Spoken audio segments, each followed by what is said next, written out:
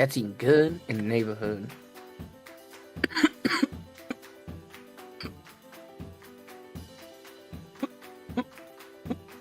Oh.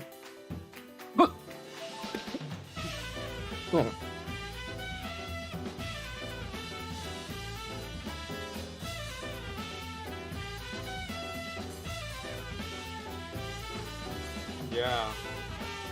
Sure.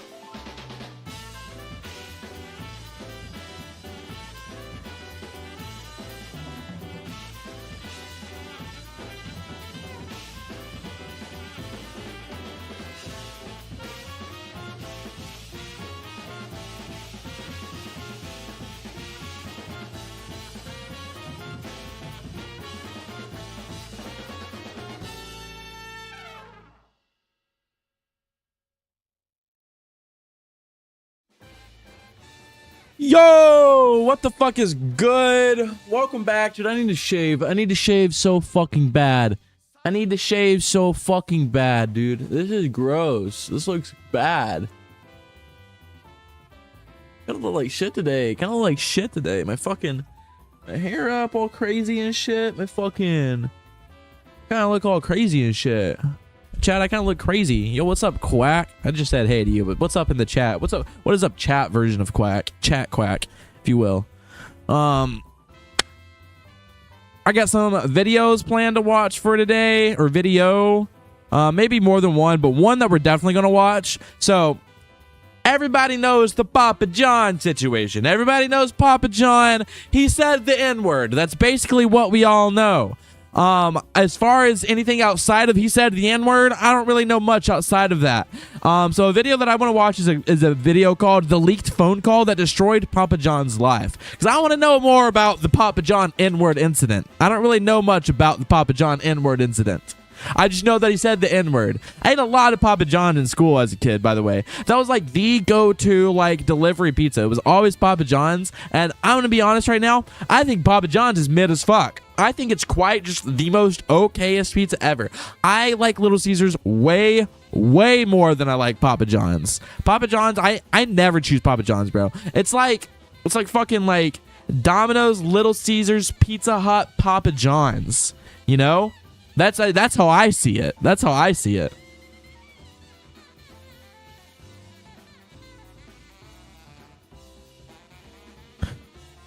So I'm gonna take this dab. I already got it loaded up here. I just gotta wait for it to heat up. And then I'm gonna do a live autism evaluation live on stream. I'm probably gonna do multiple. I'm probably gonna do 2 or 3 depending on like if I find good ones or not, because I didn't really do any research. I just kind of looked up before I started streaming. Was like, all right, let's fucking do these ones. Sure. I don't know. I feel kind of autistic sometimes. Sometimes I feel like I've never really delved into it, but cheers.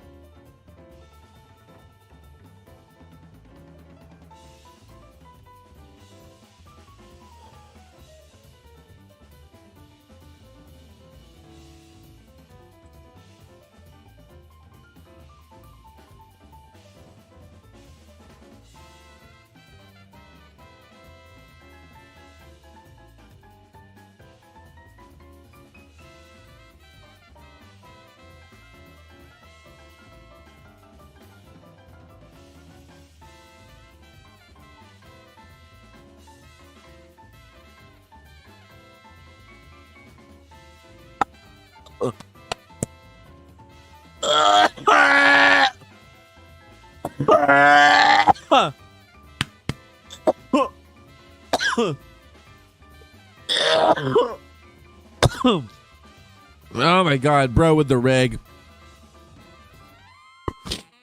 The Papa John's Instagram dude is gonna go to Domino's. Why is he gonna go to Domino's? Is it that was like his whole thing? You're talking about the guy, right, who like makes like all the pizza stuff at Papa John's. He's like, I fucking love Papa John's. I love working here. I've been working here forever. I fucking love working for Papa John's. Talking about that guy. He's gonna go to Domino's. Dude, I worked as a delivery driver at Domino's. Okay, real shit right now. I'm gonna share this story real quick before I start getting to the content, what I want to talk about or what I want to do for stream. But real shit, I used to work at Domino's as a delivery driver. And Domino's has an app that all delivery drivers get. And whenever you, as a customer, sign a tip onto a receipt, we take that receipt back to our cars as delivery drivers, and we input that into our Domino's delivery app for how much you wanted to tip. So I would go back to my car, and if they put 0 or like 50 cents on the tip, I had some people tip 1 cent. Like they would write a 0.01 cent symbol, like brother. And so I would go back to my car, I'd write like 5 or like 6 or like 7. I never did. I don't think I did like anywhere like I don't think I ever did 10, but I would do 5 a lot. I would just put 5 on there a lot. And so eventually like they asked me about it, and I was like, nah, bro, not me. Who would do that, bro? Who doing that? Not me. Broke ass behavior. And then they were like, hey, they text me one day. They're like, hey, you no longer work here. We know this is you. So peace. So I was like, shit. I mean, fair enough though. Fair enough though. Wobbly baby. Yeah, he's back there. He back there doing his thing. But yeah, that's how I got fired from Domino's. All right, let's fucking. I wanna watch this Papa John. I wanna watch the Papa John. All right. The leaked phone call that destroyed Papa John's life. The N-word pizza. The infamous N-word pizza by Patrick CC. I don't think I've ever watched any of this guy's videos before, but this came out 6 months ago and has quite an amount of views. 1.6 million views. To be honest, I totally thought that guy was just a spokesperson. I had no idea he was actually Papa John. Yeah, the amount of people that don't know that this guy that is Papa John like is insane.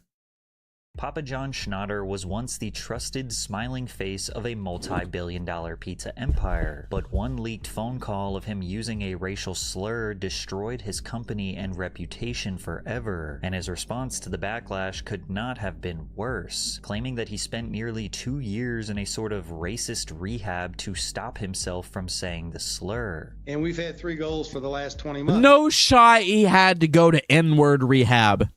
Bro had to go to fucking Groyper rehab. Bro had to go to a rehabilitation center where they had to sit in front of him all day and were like, don't say the N-word. N-word bad. Don't say the N-word. N-word bad. That's insane. That's insane. They got N-word rehabs. To get rid of this N-word in my vocabulary and dictionary and everything else. And although this could be one of the worst ways to address a controversy in history, and there is no excuse for using a slur, John constantly tried to convince the world that this was all a calculated setup by people who wanted him exiled from his company. And when you hear the full story, he might not seem that crazy. There are even a small number of OG Papa John's fans who think he is innocent and are campaigning to reinstate him as CEO. One thing everyone agrees on is that the pizza quality was much better when he was still in charge, because today they have seemingly abandoned their promise to make better pizza with better ingredients. Today we're going I mean, let's be honest, it was never very good. Papa John's pizza was never very good. I don't remember it before the N-word incident. I don't remember John's pizza being all that spectacular. I'm not gonna lie. So I mean, I think it kind of tastes just as shitty as it did before.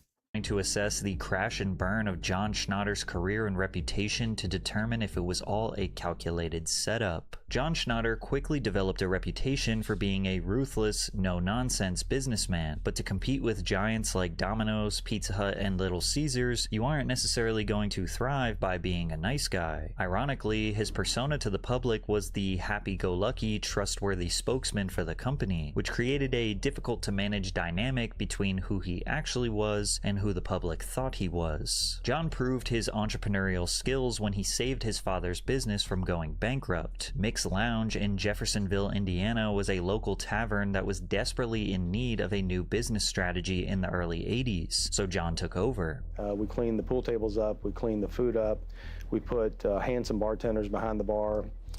We had a... That's the trick to turning around. You had a failing bar, bro. You got to get some hot-ass dudes behind the bar. Dude, John... Okay, maybe John is on to something, bro. Maybe Papa John is on to something. He was like, I put handsome dudes behind the bar. I picked them myself. Hand-picked them. Went through Instagram. Was like, that dude's hot. That dude's hot. That dude's hot. Hand-picked them. Hand-selected handsome bartenders. On Thursday, we had a little King's Night. On Tuesday, we had a pool tournament. On Sunday, just from the promotion, male strippers, Papa John gets down. On God, we on God. Like $2,000 a week, and within 3 months, we were doing $10,000 a week, and doing $1,000 a week in pool table revenue. And while John has said that fixing the bar was... Dude, $1,000 a week in pool table revenue, brother? That's insane. First of all, you're charging people to play pool?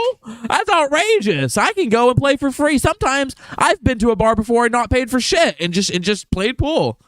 That's crazy. I actually hated the idea of running bars for a career. I didn't like the bar business. I didn't like all the fights, all the cussing, the drinking, but I loved running the business. John's real obsession was pizza. He fell in love with it while working as a dishwasher at a local restaurant called Rocky's Sub Pub.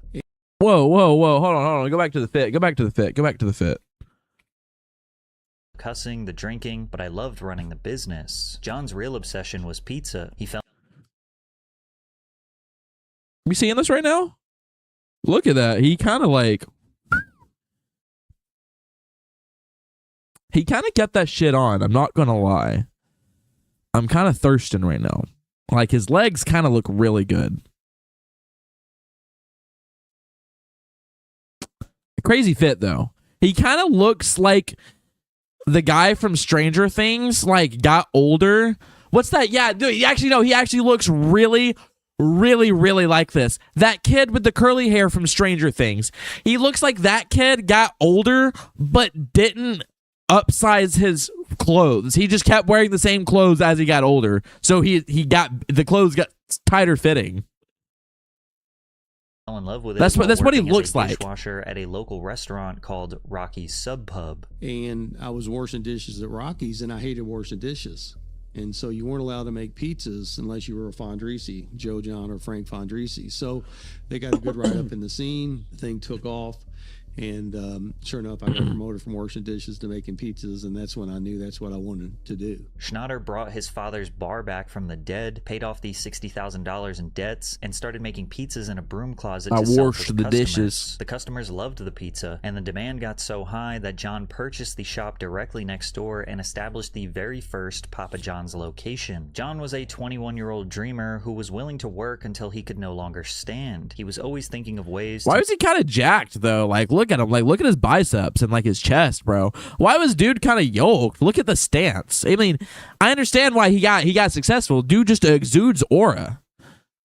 Make a better product as fast as possible for the best price. Like when he upgraded from Baker's Pride ovens that could make him $1,000 in a day to conveyor ovens that could make him $1,000 per hour without breaking a sweat. Once the first Papa John's location was earning $9,000 per week in revenue, John's confidence turned into what he even admits was borderline delusion. I'm all pumped. I'm ready to go. I'm excited.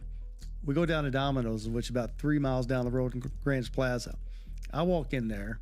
I'm 22 years old. Sure. We're doing 9,000. Yeah. I said, "What are you doing a week?"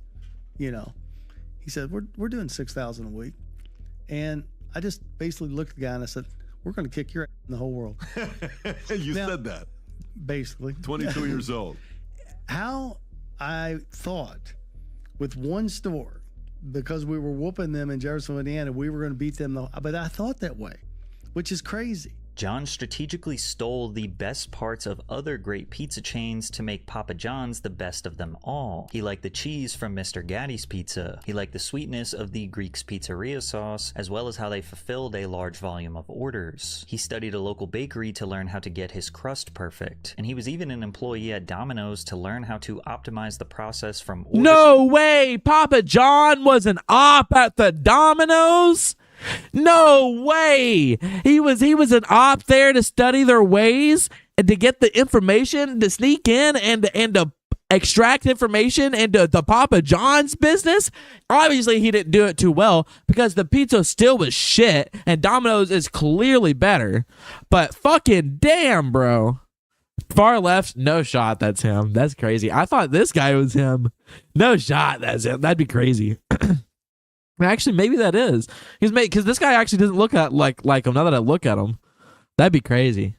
To kitchen assembly line and then out the door. It was this obsessive need to make the best product possible, along with a cutthroat business attitude that allowed him to scale from one store to 5 to 10 to hundreds of locations. I think resilience and persistency beats genius and intellect every time. Let's say you want to be a dentist. Sooner or later, there's going to be a dentist that was a dentist before you were a dentist that has made it. Well, human nature, then they start playing their golf. Then they start having their poker game on Tuesday night. Then they start closing alphas on Friday. And what it does, it gives a young entrepreneur like you that's a striving dentist that wants to be like the other dentist, it gives you that incentive. Sooner or later, if you outwork them, you're going to take advantage of the guy on the golf course. And they all get fat and happy. And so I call it soft. The concept of sitting on the couch, eating Doritos, watching TV, or drinking beer or Cokes. What a waste of life. Maybe the big three pizza franchises doubted that Papa John's could be... That doesn't sound, honestly, that sounds pretty fucking great, honestly. Sitting on the couch, eating some fucking Doritos, maybe ripping some fat ones, fucking, fucking... Sounds like a good time, Papa John. I'm not gonna lie. Especially, I mean, I don't think there's anything wrong with fucking working your whole life and then retiring and then want to sit back and want to chill for the rest of it.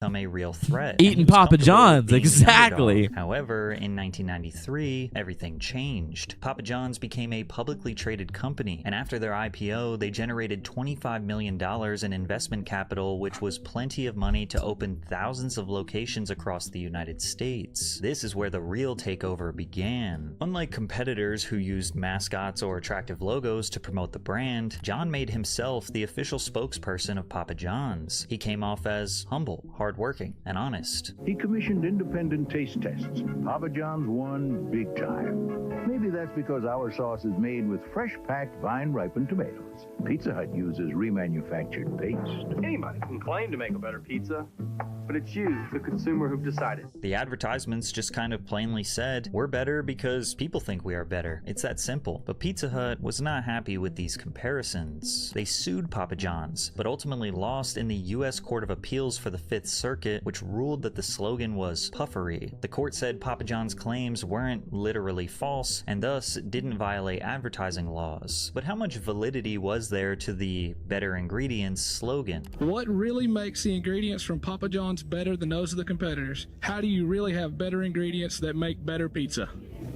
I think you say it this way: better ingredients, better pizza, Papa John's. Another good question. Doesn't answer the question.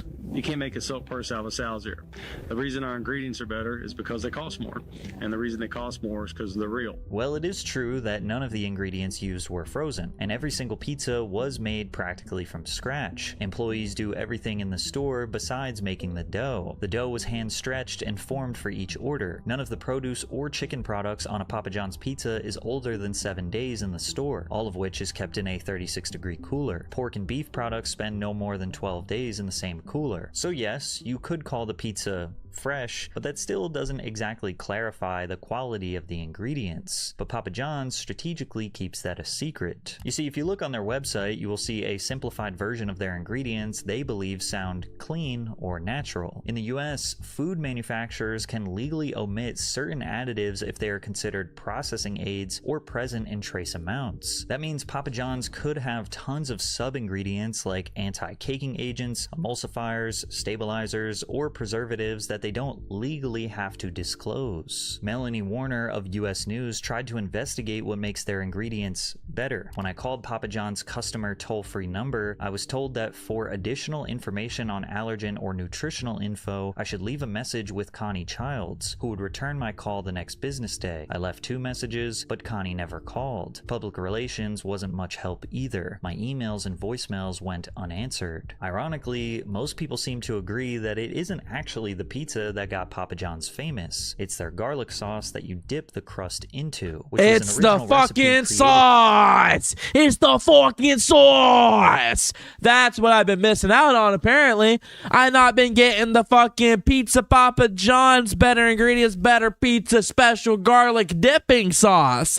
That's why I've been fucking up. It's not the pizza that you go to Papa John's for. It's the fucking garlic sauce, bro. Shut the fuck up. Get the fuck out of here. At the very first store. These days, if your pizza needs a sauce, brother, get it out of here. Get out. If your pizza can't stand alone, get it out of here. I'm not against putting some sauce on some pizza, but if your pizza needs sauce, it's not good pizza, dog.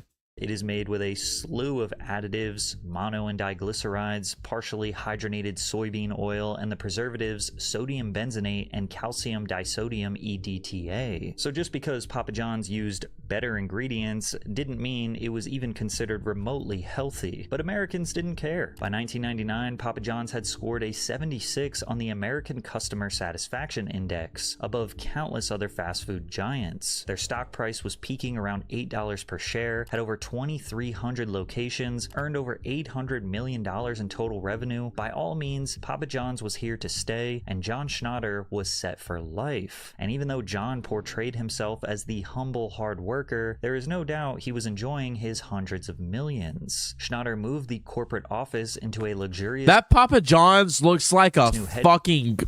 Well, it looks like the front of a college university. This looks like an official government-ass building, and it says Papa John's on it. If you just put this picture in front of me, I would think maybe it's photoshopped. It just says Papa John's. Headquarters in Louisville, Kentucky. He purchased a massive piece of land and built a castle on the outskirts of Louisville, complete with what literally looks like a city built underground. So right now we're 1 story below ground level, and what you could see here, it looks like a little city. This is insane. With the windows, the door, but this is the garage. This is what's so remarkable about it. It kind of reminds me of the Forum shops at the Venetian with the painted ceilings, and the garage just keeps going down. I mean, what I would do for a garage like this. Success gave John Schnatter That's power, crazy. He wasn't shy about using it. He wasn't just the boss, he was the king, and he admits that he was extremely stubborn and stern with his power. But I'm literally like, it's my way, the highway.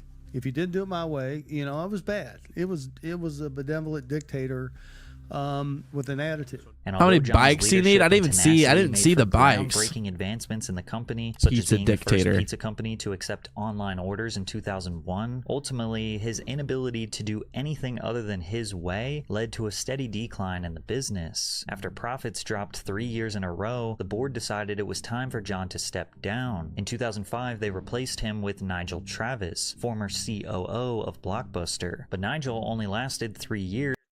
Why the fuck would you? How does that make any fucking sense? You replaced the pizza guy with the Blockbuster guy, that business also failed. Like what the fuck? Like, how does that make any sense? As the head of Papa John's, and Schnatter stepped back into the CEO position almost immediately. Interestingly enough, in the press release announcing Nigel's departure, they wrote, "We are pleased that John has once again agreed to lead the company, albeit on an interim basis, until we can identify a permanent replacement." It's interesting that the company seemed to want to move on from John's leadership, but why? This is the guy who built and led the company to be worth over $1 billion. Is he not the most suitable man for the CEO position? Why did they want to replace him so badly? Because to the public, John seemed to be more in love with the company than ever. He remained the spokesperson of the company, appearing in TV commercials, advertising stunts like completing the world's highest pizza delivery in history at the top World's of the Sears highest? Bro, how high was he, bro? D-Bro's not getting more baked than me, I promise you that.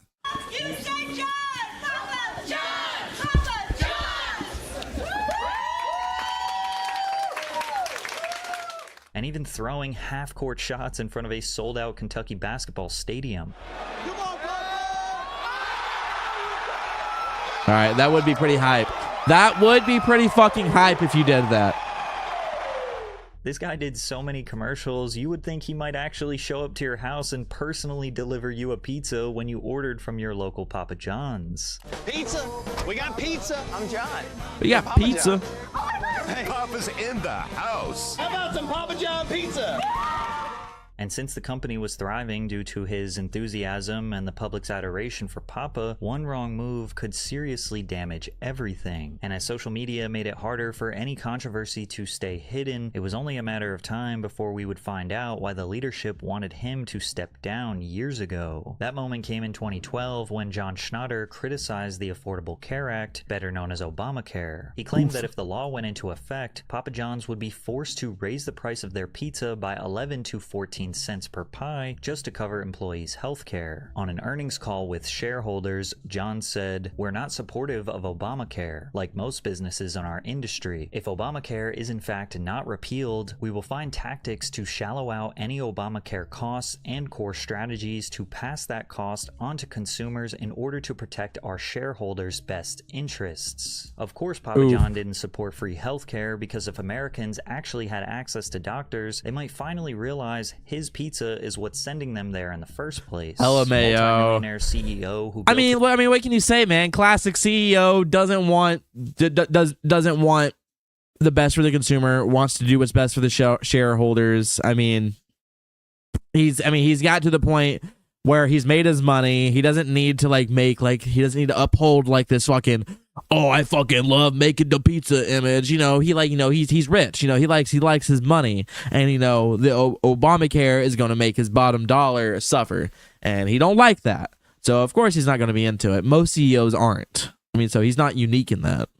His empire off blue-collar workers came off as tone-deaf, especially when he casually mentioned that franchise owners should just cut workers' hours instead of giving them health care. The controversy exploded into a massive news story. Several people I spoke with said if it's going to cost them 3 extra cents to order a pizza so a Papa John's employee can have health insurance, they're fine with that. Others told me it's bad business. Outrage sparked online. A viral Reddit post said, "There's plenty of places to also get it could have been worse. 3 cents is not that bad. 3 cents is not that bad. If it was $3, that's quite a hike. But 3 cents, pizza in the world. Anyone else ready to boycott Papa John's? This was one of the first moments where the public began to see cracks in the Papa John persona, and what you will notice is that both of his next major controversies happened almost the exact same way. Keep in mind that his Obamacare comments were made during an earnings call in 2012. Earnings calls are often recorded and transcribed for transparency. These calls can be described as semi-private. They're not necessarily public-facing, but they're usually accessible to a wide range of people: investors, analysts, other employees. So if a CEO says something controversial during one of these calls, it only takes one person to share it with a journalist, blogger, or TV personality for the whole world to know about it. John couldn't help himself but let his personal politics bleed into the conversation. Obamacare was a deeply divisive topic at the time, and that's because any attempt to create a somewhat reasonable healthcare system. I feel like the most valid criticism of Obamacare is that it didn't go far enough. Everyone who criticizes Obamacare is saying, "Fucking well, hey, they're trying to take away private insurance, and I want my own insurance, and fucking the government trying to tell me what I can do with my health insurance." And it's like, no, that's dumb criticism. The actual criticism is that it didn't do enough. It was like it's kind of like a Band-Aid fix. You know, it's how private health or Obamacare or government health insurance does not impede you from having you can still have your own health insurances. Obviously private, so they're like, oh, but private health insurances are going to raise the prices because now less people are going to go to them, and so basic supply and demand. And it's like, well, get government health insurance then. It's like maybe the private health insurance companies don't actually have your best interest then, if that's the case. Ever think about that? Maybe if your private health insurance company, their main motive is to make money, maybe your health isn't their main interest. So it's like, I don't know why people are siding with insurance companies. It's weird. Like, why would you side with the insurance companies? Like, the insurance companies notoriously suck. System in the US has been a massive hot button issue. Then again, most of the opposers are not regular hardworking people, but rather rich oligarchs who are ultimately the ones that will lose billions in profits because they have been taking advantage of citizens for decades. John clearly valued corporate profits over what many see as a fundamental human right, and it may have upset someone who was on the inside listening to that earnings call, because the way this information exploded into the press so quickly felt almost surgical, as if someone who was on the other end of that call wanted the world to hear exactly how out of touch John really was. And this wouldn't be the last time something he said in what he thought was a private setting would make headlines, because in 2016, his political comments about the NFL would cause even more public outrage. In 2016, racial tensions in the United States were reaching new all-time highs. Many communities were still processing the acquittal of George Zimmerman, who shot 17-year-old Trayvon Martin while on neighborhood watch. We started seeing more funding for police body cams to ensure safety for both officers and citizens, and the divide led to the establishment and worldwide visibility of the Black Lives Matter movement. Black Americans weren't just frustrated, they reached a boiling point for generations of injustice, and millions were tired of staying silent. One man who joined the protest was San Francisco 49ers starting quarterback Colin Kaepernick, who refused to stand for the pregame national anthem and instead chose to sit. There's a lot of things that need to change. One specifically is police brutality. This stand wasn't for me. This stand wasn't because I feel like I'm being put down. Dude, I remember when this was happening. It felt, dude, I mean, I guess it was a long time ago. It feels a long time ago. Fucking, I was just like in middle school or high school. I remember this happening. Everyone talking about, bro, you fucking, this guy's sitting during the national anthem. And I grew up in like fucking rural Georgia around fucking blue collar, fucking red blooded American patriots who fucking love their country and fucking hate liberals and shit. And fucking everyone at school talking about, oh, you see Colin Kaepernick fucking sitting for the national anthem with fucking commie, you know, type shit. It's like, dude, shut up. You really licking boots that much? You really like boots in your mouth that much? You like the taste of boots, bro? Get that boot out of your mouth, bro. Sorry, like, police brutality, like, minorities getting fucking beat up in the street or taken away by ICE in the street.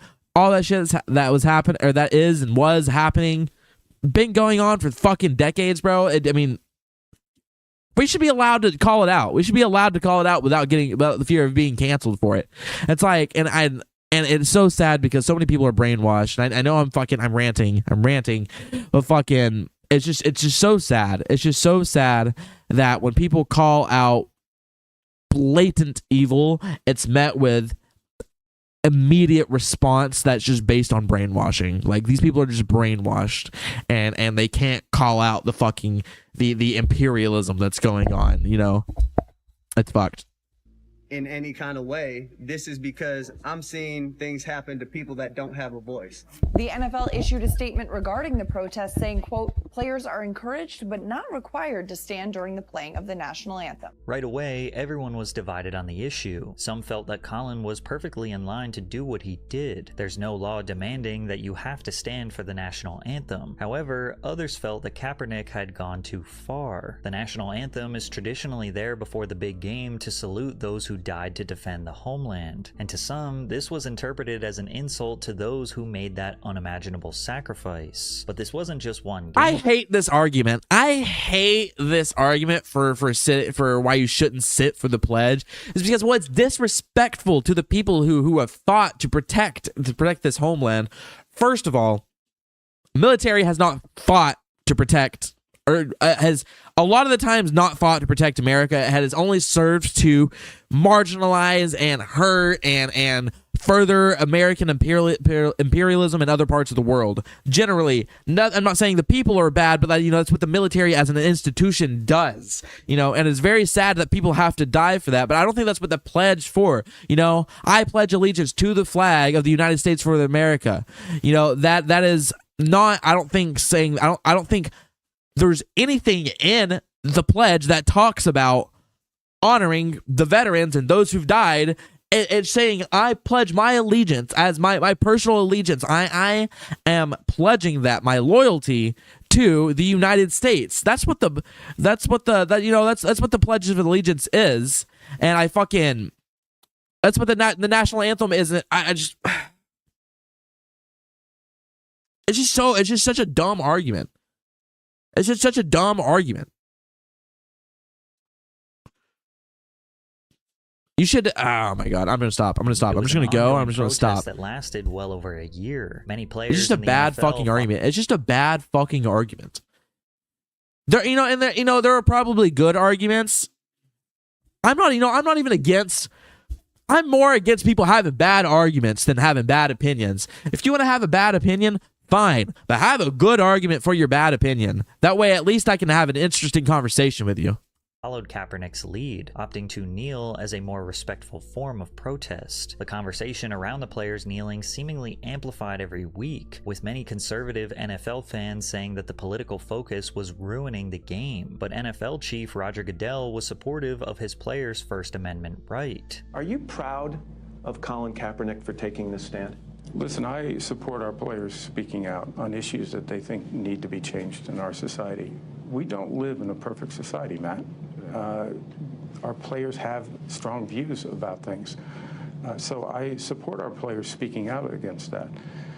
But that's what the focus should be on, the changes he wants to see in our society. Right, but are you proud or does it make you nervous when you see it? Well, I think when our players speak out and they feel strongly and passionate about something, I think it's a good thing for us. But once again, Papa John Schnatter felt that politics were messing up his profits. And on yet another earnings call, John blamed the NFL's handling of the protests for Papa John's stock price falling around 10. Yes, Papa John. Papa John, yes, genius reasoning.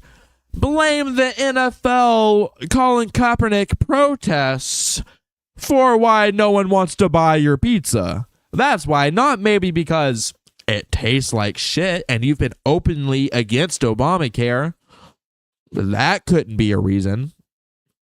10% in 2017. It's important to know that Papa John's had become the official pizza sponsor of the NFL in 2010, a partnership that heavily benefited them from the league's massive national visibility. Papa John's secured national broadcast and marketing rights, and many of their stadiums sold their pizza. But to suggest that the NFL players' protests had any effect on Papa John's pizza seemed like a bold and bizarre take. He said, "NFL leadership has hurt Papa John's shareholders. This should have been nipped in the bud a year and a half ago. We're certainly disappointed that NFL and its leadership did not resolve the ongoing situation to the satisfaction of all parties this year and a half ago," he said in the earnings call. Good or bad, leadership starts at the top, and this is an example of poor leadership. Not only was John criticizing a powerful business partner in front of investors, but he also was aligning himself with a divisive political stance once again. His comments sparked backlash from multiple sides. Some thought he was unfairly blaming the NFL for his own incompetence as CEO. Some saw him as biting the hand that feeds him, as the NFL was massive exposure for the pizza chain. But ultimately, many saw him as extremely insincere, delusional, and possibly racist, unwilling to support Americans who are exercising their First Amendment right in solidarity for Black Americans. As you can imagine, the backlash for John's comments came in full force. The controversy even led to white supremacist groups endorsing Papa John's as the official pizza of the...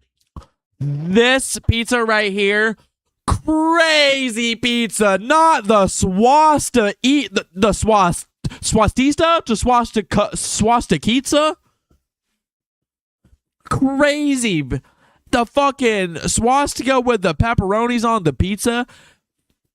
The official pizza of the alt-right Papa John's was declared, I guess. That's crazy. Crazy work. Alt-right, a title the company quickly and publicly disavowed. But still, the damage was done. 12 days later, after the company's stock had dropped 12%, they took to Twitter to try to stop the bleeding. The statements made on our earnings call were describing the factors that impact our business, and we sincerely apologize to anyone that thought they were divisive. That definitely was not our intention.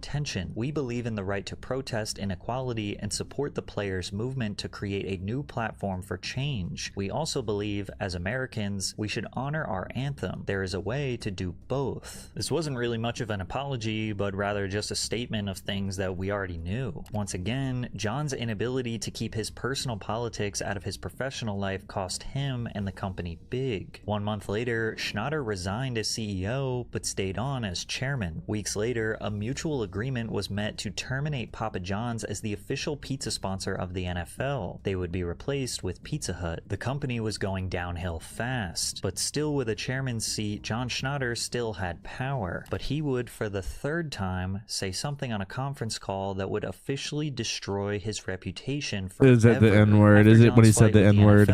Earnings were down by almost 50%. Brandon Roten, chief of marketing, felt it would be wise to reduce Schnatter's presence in TV advertisements, as well as reduce John's association with the company overall, since he was the sole reason Papa John's was ever in any controversy. It seemed like the company was looking to make John invisible, and he just couldn't handle the idea of being sidelined when he was responsible for all of Papa John's success. After months of arguments with his internal team, his executives sought a compromise to try to make everyone happy. In order to get things under control, the board made an agreement that John could stay on as chairman and still be the face of the company under one condition: if he accepted coaching from a PR firm called Oslin Engage, operating under the ad agency Laundry Service. Papa John's hired Laundry Service for a new advertisement strategy, and Laundry Service brought in their PR team, Oslin Engage, to specifically coach Schnatter on how not to destroy the brand any further, and the goal was to train him in modern media etiquette and contain his public outbursts, and ultimately they gave Papa John woke training. They gave him woke training. They had to give him modern media literacy training. They had to basically they had to wokeify Papa John. They were like, Papa, the kids today, they don't like slurs. They don't like it when you're against Obamacare. They don't like it when you don't like that Colin Kaepernick sits down during the national anthem. The kids don't like that. You need to go to woke school. We need to wokeify you if you want to keep having engagement with the Papa John company. All right? That's hilarious. They literally sent him to woke school. personal opinions on politics out of the pizza business. But during one of those training sessions between laundry service and John, he said something so reprehensible that the PR firm decided they did not want to help him anymore. On July 11th, 2018, Forbes published a headline that spread like wildfire. Papa John's founder used N-word on conference call, and the clip of the conference call was released. What bothers me is Colonel Sanders called blacks niggers. I'm like, I've never used that word. And they get away with it. This was now the third leak.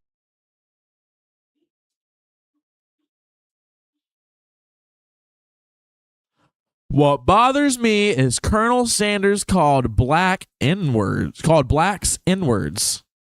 I'm like, I have never used that word. They get away with it.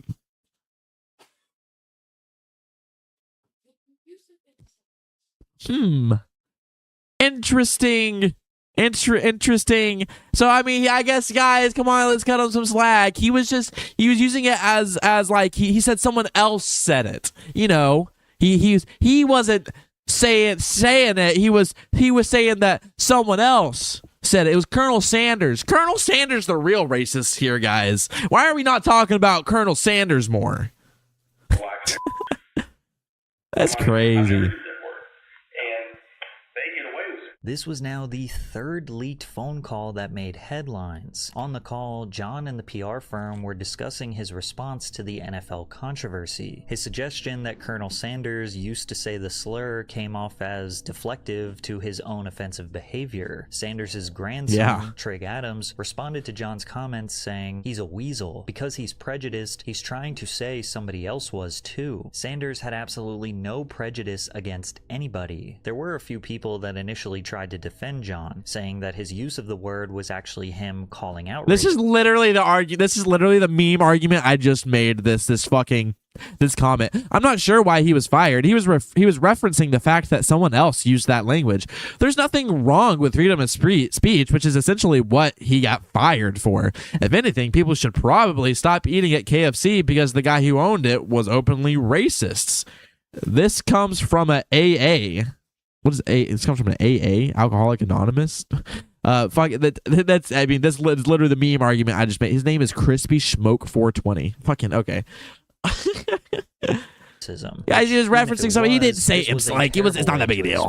Him claiming that he never used the N-word in the same breath that he just let the slur roll off his tongue seemed delusional. And in the same day news broke that John said the slur, he resigned from the Louisville University board. The Cardinal Stadium announced they would be removing the name Papa John's Stadium. The MLB cut all ties with the pizza chain, and Schnatter resigned as chairman of Papa John's. This was the official nail in the coffin for John's career and reputation. He issued an apology that nobody took seriously. News reports attributing the use of inappropriate and hurtful language to me during a media training session regarding race are true. Regardless of the context, I apologize. Simply stated, racism has no place in our society. But John didn't believe what he said in that apology. He actually did seriously believe that the context of this conversation was extremely important, and if the general public knew, they would believe he got set up. And honestly, the details do look a little suspicious. You also have to consider that just 8 days after Forbes published the racial slur controversy article, they released another article called The Inside Story of Papa John's Toxic Culture, which portrayed John as a controlling, vindictive leader who created a culture of fear and intimidation within the company. The article included anonymous accounts from former employees describing verbal abuse, sexual assault, and reinforcing that John wasn't just careless with his words, but toxic at his core. The details of both of these articles would require months of energy and effort to produce, so there is no doubt that Forbes choosing to release these articles within a week of each other was calculated. I want you to take note of the little details in this article that most people skip over, and that is all of the anonymous sources and them making claims that are almost immediately refuted. The article claims that John surrounded himself with loyalists by hiring his high school friend Tim O'Hearn as a powerful executive executive, and his longtime associate Steve Ritchie as CEO, which created a bro culture at the top. Papa John's has effectively been a public company operated like it is privately owned. A veteran employee says, "Nothing is happening there unless John wants it to happen." They also go on to say that female employees were mocked and asked if they were menstruating. Male executives made references to gangbangs and comments. Dude, what is about Papa John's fucking headquarters like? A fucking frat house?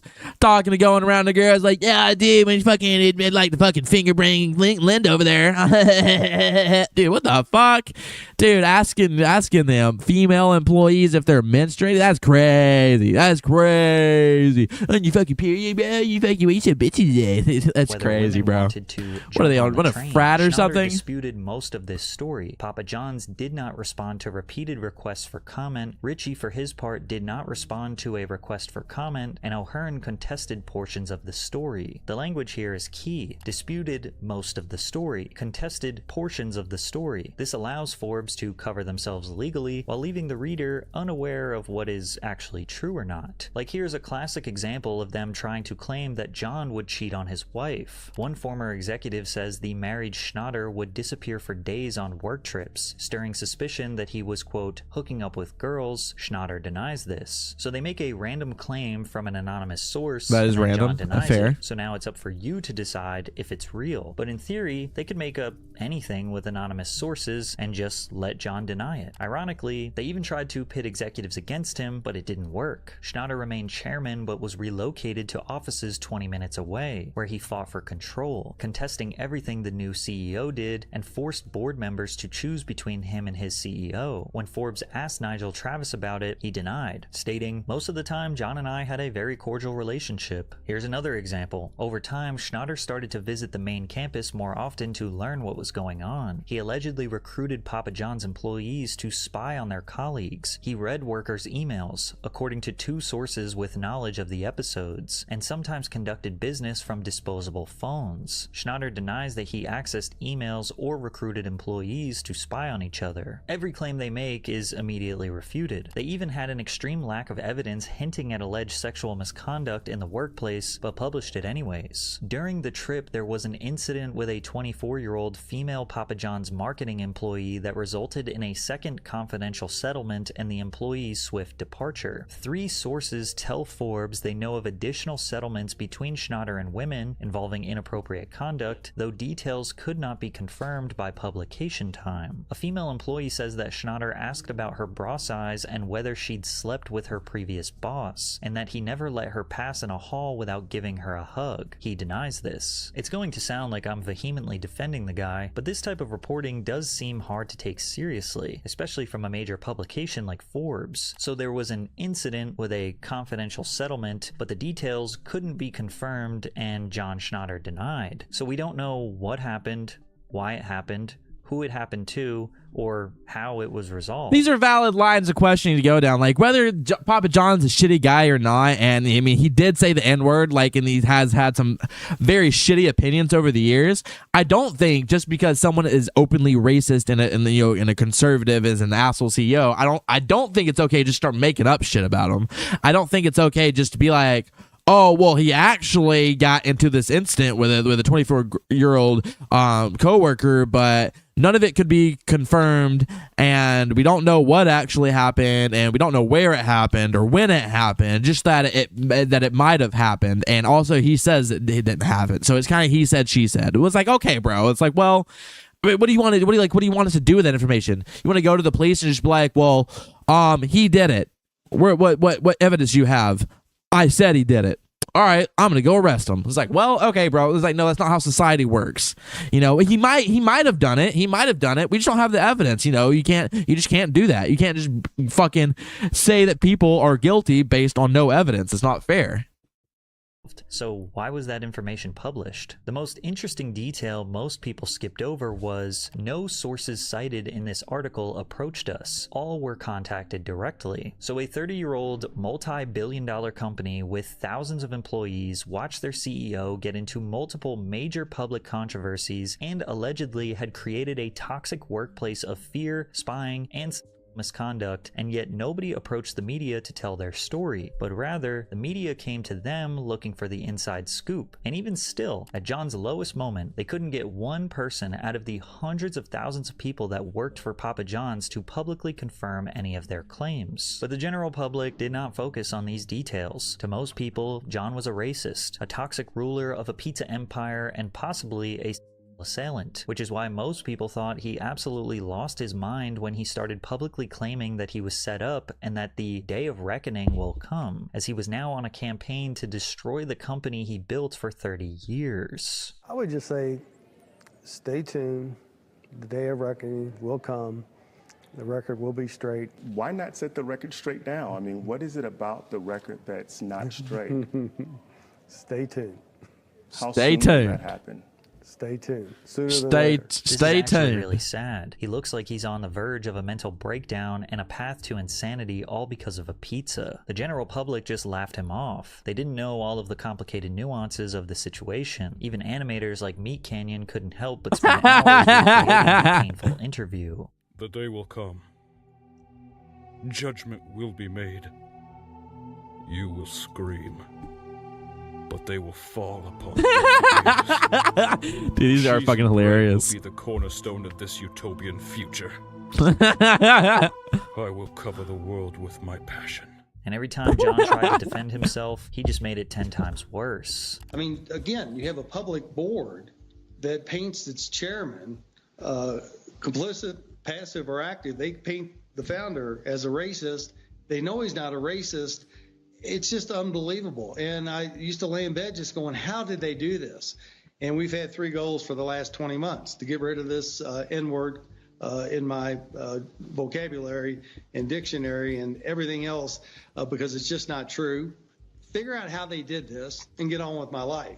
John didn't realize how stupid he looked that he was claiming to be set up and falsely painted as a racist, and in the same breath saying that he had to spend 20 months removing a racial slur from his vocabulary. The ironic part about all of this is that the controversy started with Papa John's executives forcing him to do PR training, and every time he spoke to the media, it was clear that he still desperately needed more PR training. But it was now 2 years after the racial slur controversy, and he was hell-bent on convincing the world that the laundry service agency manipulated him into saying something racist. John also thought the best thing to do was release the full conversation he had with the agency, saying that the public deserved the full context. And I listened to the full, unedited, hour-long conversation, so here's the context. In May of 2018, a private conference call between John Schnatter and the laundry service appointed PR firm was recorded without John's consent. In this meeting, they were planning for John to go on a press run, which included an interview with Stephen A. Smith, as well as a few podcasters, so John could clarify his comments about the NFL kneeling situation and ultimately apologize. John wanted to do this because he found out that his franchisees' businesses were suffering due to the world thinking he was racist for criticizing the NFL players for kneeling. On this phone call, the laundry service representatives were essentially simulating an interview. They asked John to speak freely about how he actually felt about the NFL kneeling situation, and then they gave him feedback on his choices of words, guiding him on what to say, what not to say, and how he can still remain true to his values while not making himself and the company look worse. The NFL situation is not good for anybody, in my opinion, and I would have said it differently, so that in a way, certainly not to defend anybody that's kneeling,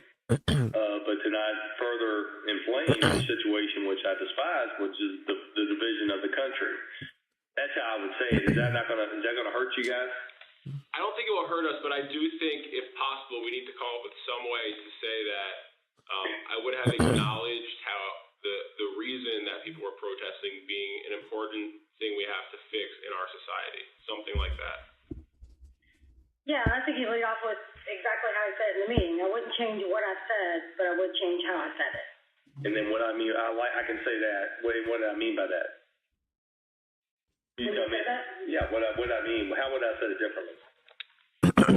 We can just give him. I think would have given more explanation or call out exactly who you were targeting or call out exactly what you were referring to so that it didn't get misconstrued. So you would say, listen, this has nothing to do with race. This is all about the NFL. All about the NFL and the issues and how it impacts business and sponsors and things of that nature. Had absolutely nothing to do with race. As you can hear, they are talking strategy. Say this, don't say this, say it like that, etc. Now they went back and forth talking in circles for 40 minutes, and it's for one very simple reason. John was not actually sorry for his comments. He didn't agree with the kneeling. He didn't agree with the NFL not putting a stop to it, and he still felt that the NFL hurt Papa John's sales. He literally thought and said in this conference call that the NFL players kneeling was destroying the NFL and all of the brands associated with it. So John going on this planned media tour to talk about this NFL controversy all over again was not to try to express an honest apology. It was to try to carefully manufacture a new response that would be more acceptable for the public while not feeling like he was actually going against his values. Yeah, when I talked to Fred Smith, Peyton Manning, the Redskins, the Cowboys, I said, listen, you guys have got to lose. This is no good for anybody, any of us. And then to Steve's point, I said, we got to find, 8 or 9 leaders in the country that are level-headed, not going to fly off, that will sit down with the players and get them what they want. At the same time, not, destroy the league, destroy the players' future income, destroy sponsors, destroy the fan base, etc. He just is not sorry. Like, that's also like one of his biggest issues is like, he's just not sorry. Like, he just believes he's right. Like, he believes that Colin Kaepernick shouldn't have sat down during the national anthem. Like, he thinks that he's correct in that opinion. Like, he thinks that, people shouldn't be out and protesting and there shouldn't be BLM protests. People shouldn't be going around saying Black Lives Matter. He's not openly said it, but, he probably would be someone who would agree with, the slogan All Lives Matter. So he just obviously, like, this whole, like, fake manufactured press tour thing, like, wasn't ever going to pan out anyways, just from how he's kind of conducting himself. Like, he's like talking in circles with the PR team that's trying to coach him to say the right things. Honestly, I think they should just be like, here's your lines, just say this. Just say this. I don't care if you believe it or not, just say this. I think we're at that point. So you might, I like that's the truth of it. Lose, win came up, and the whole time I was trying to get this matter resolved. So you might run with that one because that is the way I talk. Yeah, because you're trying to provide a platform that has solutions for the players, solutions for the owners, and solutions for all the partners that are associated with the league. And that's what the NFL had created for years, and they had an interesting issue here. And what you want to do is try to help for all folks that have different issues that they're trying to solve for. And it was a problem that could be solved that unfortunately the leadership was not there. And as a leader of my own company, I want to try to help another leader solve the problem. I think everybody took notes, so why don't y'all compare notes, and then let's get through the next day or two and get it to where I'm comfortable talking to, he's going to ask tough questions. He's going to go, how do you feel about kneeling? And, we got to find a good way of saying, well, I understand what they're trying to do, but I'm not sure that's helping anybody's cause. Now, the PR firm, which we would ultimately find out, just straight up thought he was wrong. Now, PR firms are supposed to remain unbiased. Since they were being paid by Papa John's, it's their job to handle the public relations without inserting their own personal feelings into John's response. In a way, it's kind of like a softer version of a defense attorney. Like, at the end of the day, someone does have to defend somebody who's committed reprehensible crimes. And the PR firm was trying as hard as they could to figure out a plan for John to reapproach the media without making things worse. But John just kept rambling, and the PR firm was getting frustrated. It would make their job easier if he just said, I was wrong, I understand my comments came off as racist, I can assure you that is not who I am, but I've taken the necessary steps to educate myself, and I apologize to the NFL and the players who were peacefully protesting. But he didn't want to do that because he didn't believe that. And when you listen to the call, you can tell he was pissed off that he felt like he needed to censor himself because he thinks Papa John's does so much for the NFL. And at the very end of the call, he even questioned... Bro, why does he think, like, at the end of the day, he's a fucking pizza company CEO. Why is he pretending like Papa John's is like, the NFL is hinging on Papa John's, bro. The NFL is hinging on Papa John's. Papa John's buckles, the NFL, all of it falls apart. Why is he acting like this? Like, fucking, like, he's like, oh, Papa John's is the NFL pizza, bro. You know, these people, they're not, the politics of it all is hurting Papa John's, it's hurting the NFL. Like, we need to get this together. And like, dude, you are fucking, they'll just go with some other pizza. They already did. They chose Pizza Hut. Like no one gives a fuck anymore. Like, move on. If he needed to clarify his words at all, essentially defeating the purpose of this entire hour-long meeting. I mean, do you all really think it's a big deal to rectify what's been said? I certainly think we need to change the narrative. That's out there. I agree. I just wouldn't wait 8 months after the fact. Yeah. That's what I would have done. I was like, Jesus Christ, if you're me, gets pounded, and I mean, you know, we gave this NFL $40 million a year for the number one brand, and now all of a sudden we're dealing with this. It's crazy. So, anyway, we'll see. Up in New York, we made a decision. We're going to go out and get killed again, and then I don't have to worry about doing that. And I got to tell you, heaven forbid this company, they're not going to use me at all. After I'm looking at this research, I mean, I'm just not seeing how you're not tell the Papa John story and let them. What bothers me is Colonel Sanders called blacks niggers. I'm like, I've never used that word, and they get away with it. And yet we use the word debacle, and we get framed in the same genre. It's crazy. This whole thing's crazy. Thank you, man. All right, John. All right, y'all. I'll see you. Thanks, John. By this point, the laundry service reps were officially pushed over the edge and abruptly ended the call. They spent an hour trying to coach him, only for him at the very end to basically say, why are we even doing this? And then have the audacity to say that Colonel Sanders used to say the racial slur and that John never says it, even though he literally just said it after the conference call ended. After he literally just said it. You know, Colonel Sanders used to call black people N-words. And I've never said that word. Literally just said that word. Even if it was your first time, welcome to the club, buddy. You just said it. You're a part of the N-word club now. How does it feel? You said the word. Like, Jesus Christ. The recording did not, and you can hear the laundry service representatives debriefing where they express how frustrated they were and actually how they wanted him to now get exposed. I hope he gets fired. I really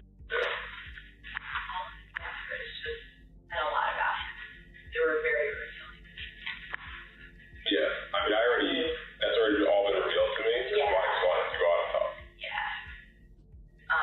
Because he can't speak even the most, like, simple, like, just acknowledge the fact, like, we find some empathy for the people, why they're doing this protest, like, he wouldn't even pick up on that. Yeah. But you can't just say that. Did he actually say it? Yeah, I missed that as well. Literally just said, Colonel Sanders said that. He said he called him that word, and he's fine. But all I did was say the debacle. And he has no problem saying that, but he can't say that he said anything wrong. Yep. It's crazy. It's like, but the thing is he's all about, like, money. And to me, like, the players saying that they're still going to protest because they're saying this is a real issue. It's not about money. No one has said to him, dude, are you really not getting it? You are out of touch. Everyone, including us, are pandering a little bit to the man. No one is saying, you are actually out of touch. You cannot say these things. I get your empathy now about that you find it horrible. He knows. Yeah. Okay. Then he doesn't give a shit. Okay. I just wanted to go and speak the truth. And I want to write down the bullet points and then let him go. We just have to make sure it's an hour-long conversation so that he says here. He's going to come out. He can't control it. Yeah. I want the person interviewing him to tell you that he knows to not say those specific answers. Yeah. I want that to come out too. Like, I want that to come out now. Even though he's spiraling. Yeah, like, I want whatever we recorded to be like the actual interview. I already spoke to Don Orwell and said he gets it. He said he'll only do it if he can ask all the hard questions.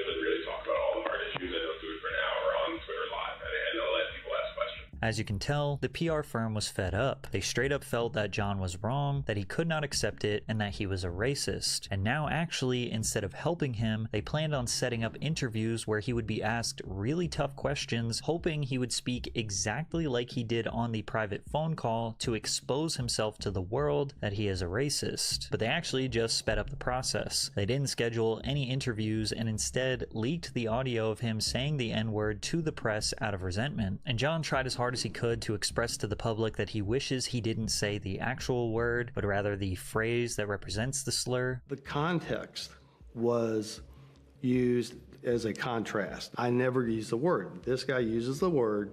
I never used that word. It was to make a point. Do you think that it's possible to not have racist intent but still have racist impact? I think if you use a racial slur, you have ill intent. You know, I think if you cite the word as an example, don't use that word, I don't think that's ill intent. I think that is anti-racist. Absolutely.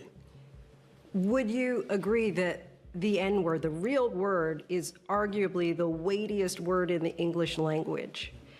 And I'm wondering if you felt that only in the aftermath, or if at the time when you said it, you knew the power of actually stating the N-word, because if you had just said the N-word, we probably wouldn't even be talking about this right now. Right. I think the reason I was using it in the context and the reference I was is because I despise the word. Don't use that word. I never use the word. If I had over it again, would I not use the word? Absolutely. Do you think that you exercised good leadership by using the actual word? If I had it over again, I would use the N-word instead of saying Colonel Sanders actually calls black people the word. I definitely would use the N-word. So was this all a setup? Well, there is nuance to consider. Yes, the media expose seems to have been set up by the laundry service PR firm and Forbes. However, John was not pressured or manipulated into saying anything racist. That was his own volition. He expressed his true feelings about the NFL protests ad nauseum, and he chose to just randomly say a racial slur, unprovoked, and pass it off as criticism of a dead guy. But John Schnatter relentlessly pursued a lawsuit against Laundry Service, and after battling for over 4 years, Laundry Service tried to get the case dismissed, but the judges kept ruling in John's favor. Laundry Service leaked a partial, deceptively edited excerpt from a private coaching session to Forbes. Technically, yeah, I mean, what they did was kind of fucked up. Like, he shouldn't have said it. He fucked up. He said a slur.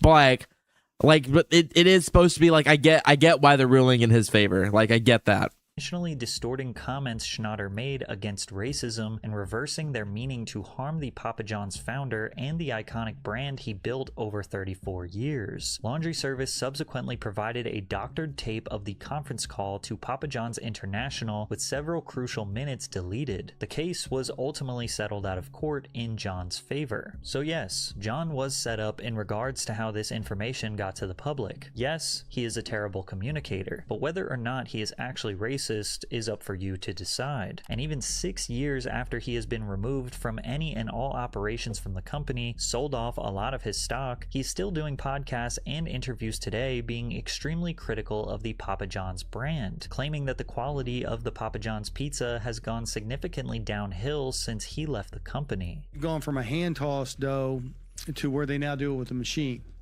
so they actually like a patty and place it down. And so you lose that authentic, really where the dough kind of rises. But this still wouldn't be an 8 pizza. This would be probably a 7 pizza, maybe 7 out of 10. You're saying 7 out of 10. If it's not an 8, you're not supposed to serve it. This product wouldn't be an 8 either, but at least it's got toppings on it. But again, see, there's not toppings out to the edge. But if I'd have been CEO and these would have come, this would have been a huge... That pizza does look like ass. Look how all the toppings are just kind of look, they're in the creases. They're all cuddled together. I mean, though. Papa John, he did some fuck shit, but he do be speaking facts. Look at all that, all the fields of cheese, of just cheese and no toppings, and all the toppings just bunched up. It's and then all the toppings fall off, and it's what's the point of the toppings at that point? It's he do be speaking facts on that. Disappointment. These would have been sub 7 pizzas. Today, they're probably what I've seen of Papa John's the last 16 months, these are actually some of the better ones I've seen. But again, you're not going to be able to differentiate between a Pizza Hut and a Papa John's. But let's see what the other two players come in. That's another thing I think they've done. I think they've definitely changed the crust, but it doesn't taste the same. Yeah. I don't know if they changed the sauce, but something with the product doesn't taste. The one from Papa John's Doesn't taste like the original pizza. Doesn't. They've changed the recipe. They've done something. I don't know exactly what they've done. I know they changed the dough recipe so they could make it softer to spin it out with the machine. But that doesn't taste like our sauce. So I don't know if they went to a paste sauce or if they put something else in there, but it does not taste like the original recipe, in my opinion. John's continuous attempts to clear his name seem less about genuine growth and more about personal vindication, driven by a bruised ego and inability to accept responsibility for his own actions. Then again, it's easy to see why he would be resentful when the business he dedicated 35 years of Yeah, I mean, that's fair. I mean, listen, bro. I mean, Papa John, he fucked up. He fucked up. He did some things that maybe he regrets, maybe he doesn't regret. He has some he has some pretty yikes views. I understand though why after getting booted out of the company that you started when you were literally like 21 years old and you built it up from like nothing. I understand after getting kicked out of that and want to be vindictive and spend the rest of your life being vengeful. Definitely get that too. I mean, how can you? It's hard to not at that point, right? I mean, you're literally being kicked out of the company you started when you started your life. I mean, when you're 21 years old, you're basically you're out of college, you're starting your real adult life. And you have so much more to live after that. I mean, it was his baby. But like, dude, maybe you shouldn't have said the N-word. I don't know. His life building got destroyed by a calculated setup from people he hired to protect him. Out off of Southeast Main Street, there was a body that was found in a house. Okay.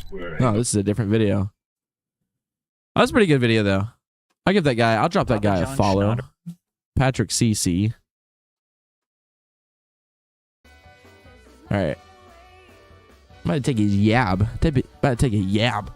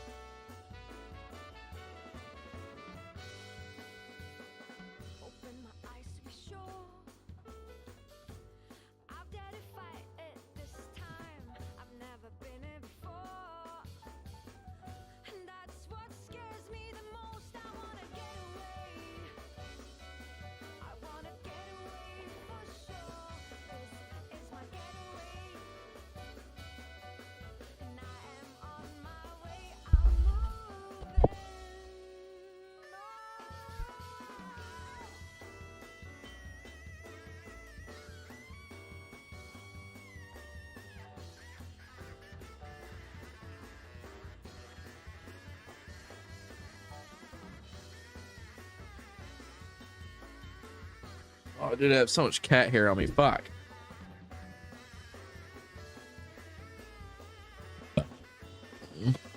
One day we'll have a TV that's not fucked.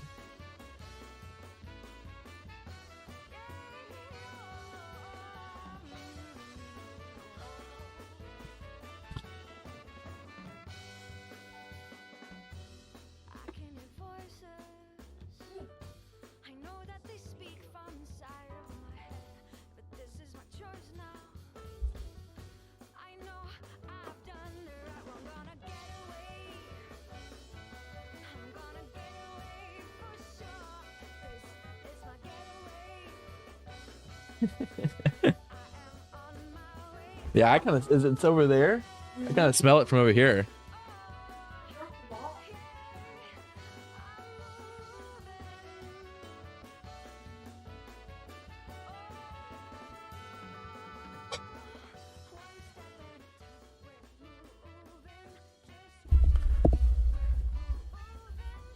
All right. Let's take some autism tests.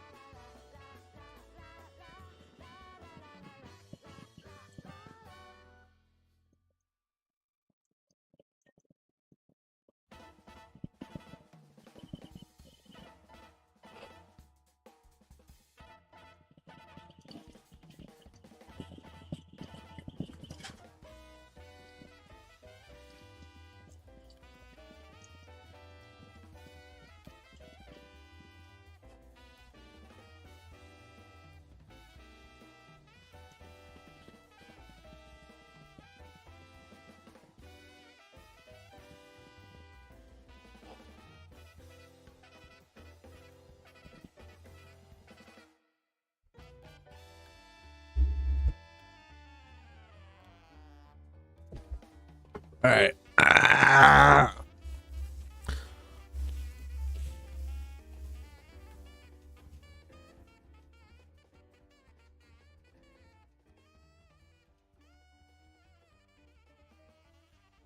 All right.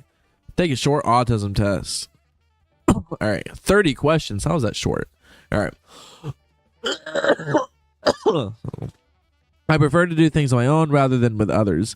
I mean, depends on the situation. I feel like I like doing both. Sometimes I like being on my own, but sometimes I want to do stuff with others. So, like, I don't know, which side am I on more the fence of? I'm probably slightly agree. I'm probably more on the fence. I'm probably more introvert than I am extrovert. I prefer doing things the same way. For instance, my morning routine or trip to the supermarket. So I go in phases with routine. Sometimes I'm good about having a routine, and sometimes my routine goes to absolute fucking shit. Let me move my cameras. So my camera's covering it.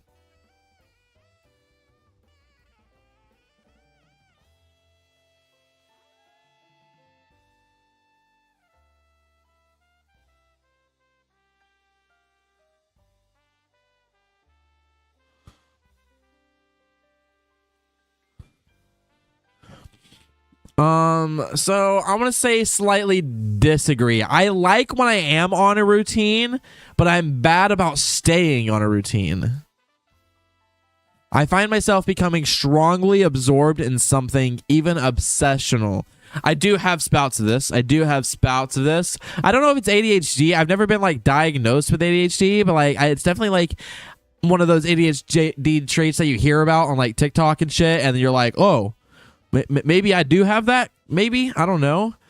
I find myself. I definitely do. I definitely agree with this. It comes in phases. It comes in waves. I'm very sensitive to noise and will wear earplugs or cover my ears in certain situations. No, I've never done this. Definitely disagree.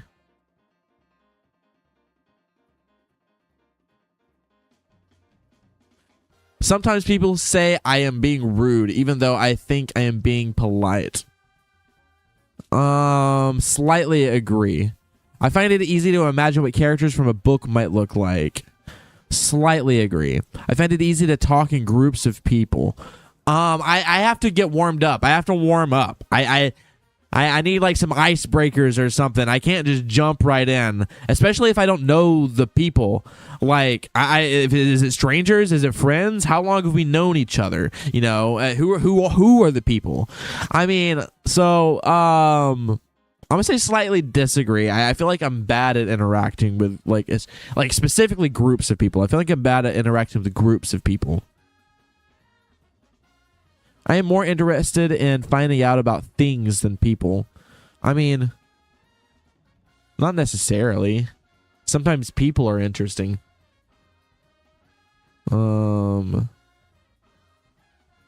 Slightly disagree. I find numbers, dates, and strings of information fascinating. No. My special interest isn't numbers. I prefer non-fiction books and films to fiction. No, definitely disagree. 100% disagree. I have always preferred. I grew up watching anime and cartoons and shit. I still generally only prefer watching like animated and like cartoons and like anime and like that type shit.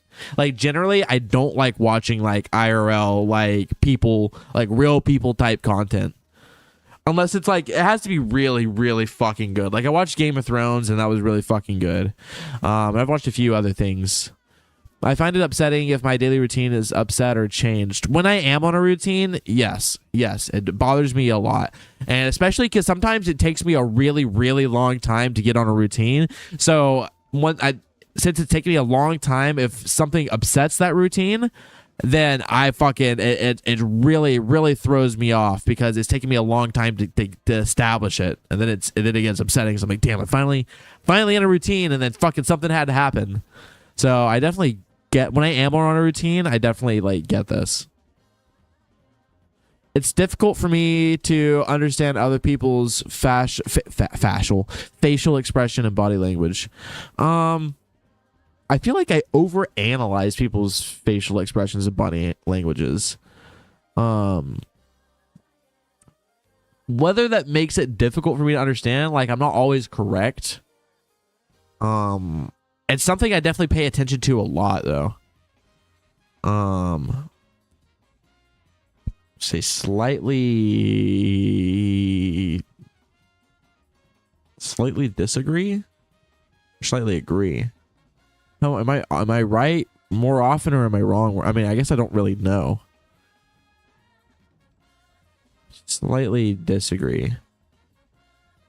I don't have any problems making small talk with new people. Disagree. I am the worst at small talk. I cannot keep a conversation going to save my fucking life. I feel like sometimes I am the worst person to talk to.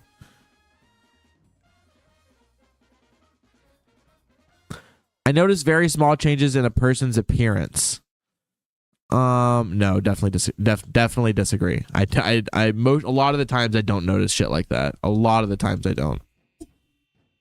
Sometimes I will, but a lot of the times I don't.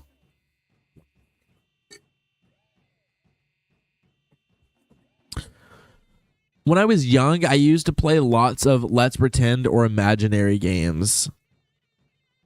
Let me think. Yeah, I definitely did. I would pretend to be like anime characters. I would like go in my backyard and like pretend I was Naruto and like run around and throw my arms behind my back and run around and pretend I was a ninja. Because I had like the headband too, and so I would wear the headband because I thought, I was just built different, bro. I was just built different. I was like that. And so I would like do type shit like that, and I would like build forts outside.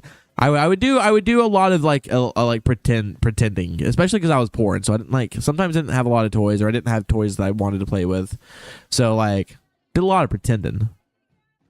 So definitely agree. I like collecting information about things I am interested in. Is that an autism trait? Is that not just a people trait? People like to have information about things they're interested in. I don't know. Agree. I like meeting new people.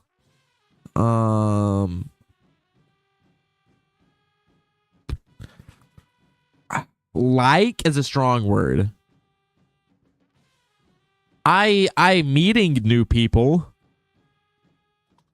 When I meet new people, I am okay that I've met that person, I guess. It is a person I've met. And I just try to get through the experience the best I can, and hopefully it's a good one. I'm gonna say slightly disagree. People close to me say I talk about the same things repeatedly. People don't say this, but I feel like I do this. People don't tell me I talk about the same things all the time, but I feel like I talk about the same things all the time. So no one says this to me is the thing, which is why I can't say any form of agree. But I feel like I do this. I can slightly disagree. I find it easy to work out what people are thinking or feeling just by looking at their facial expressions. Again, like I overanalyze this shit. I don't know if I find it easy. I couldn't say if I found it difficult or not, but it is something I pay attention to a lot.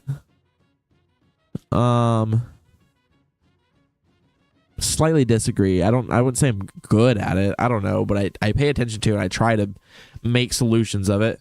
New social situations make me feel anxious. Definitely agree. 100%. It's important to me to carefully plan any activities I am going to do. It doesn't have to be like fucking detail perfect, but I do like a plan. Like I want to know what we're doing.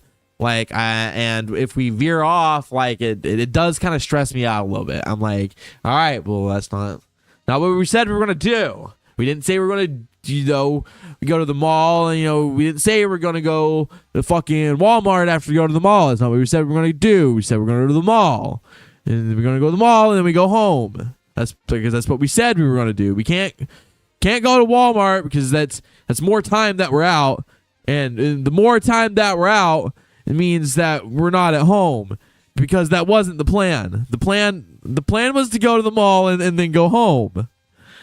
So, I mean, I just want a plan, and I like to stick to the plan. Sometimes I'm okay with a little impulsivity, but generally I like a plan. I'm gonna say definitely agree. I find it hard to work out what people's intentions are. Yeah, I would say slightly agree. This is also another thing I overanalyze people's intentions. I'm gonna say slightly agree. I don't know if I like it's hard to say whether I find it like easy or hard. Like I just know that I do it. It's a thing that I analyze and I pay attention to. So I'm just gonna say slightly agree. I would find it really hard to play imaginary games with children. No, definitely not. Like I said, I did a lot of pretending. I am a good diplomat and can help ease difficult social or work situations.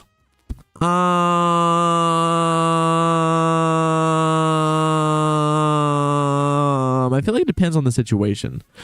Because sometimes I can get a little too hyped up, and sometimes I make the situation worse. But I feel like I have in the past been able to do this. I feel like it depends.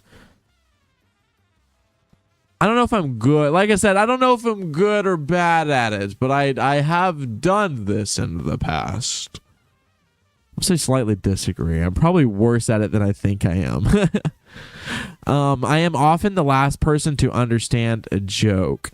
No, I'm gonna say slightly disagree. There's definitely instances where I'm like, I don't get what's funny, or like where I don't understand someone's humor. I feel like it's more often I don't understand someone's humor than it's I don't understand a specific joke. I'm gonna say slightly disagree. I like doing things spontaneously. I'm gonna say slightly disagree. I'm okay with it sometimes, but like I said, I prefer a plan.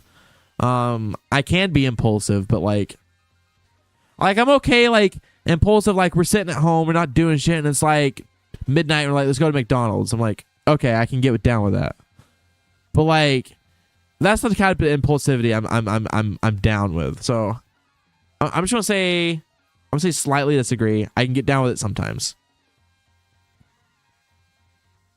If I am interrupted doing something, I find it hard to get back to what I was. If I am interrupted doing something, I find it hard to get back to what I was doing beforehand.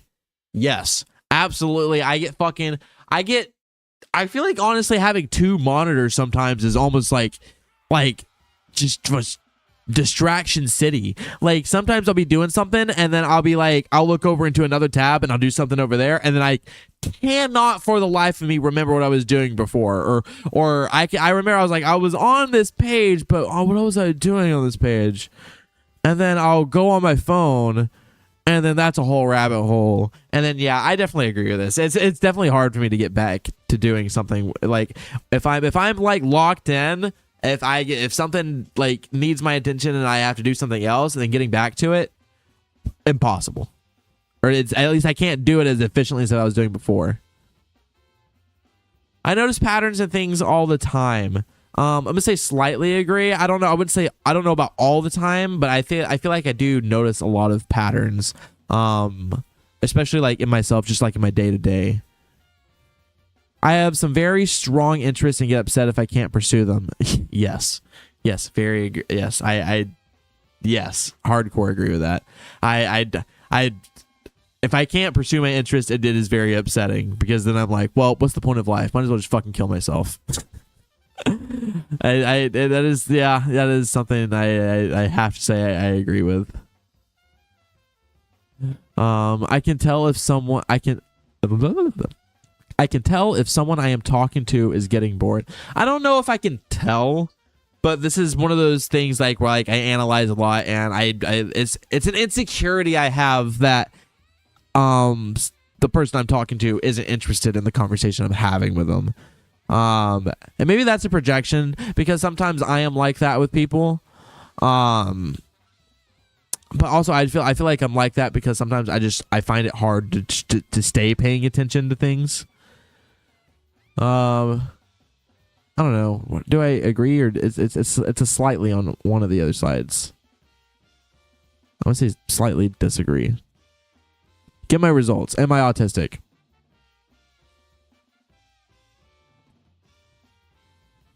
my score. What does this mean though? Like on a scale of like, is this really autistic over here, and then this is like not autistic over here? Is that what this means?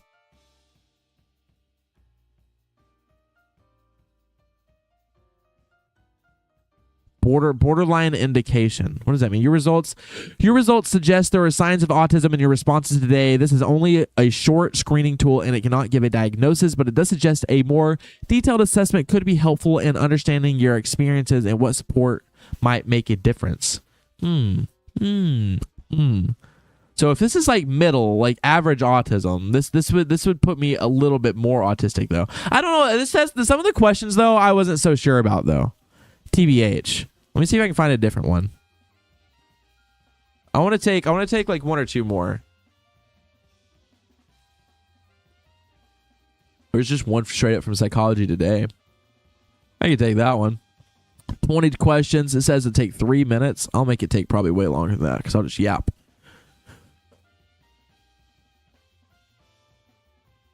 All right, Psychology Today.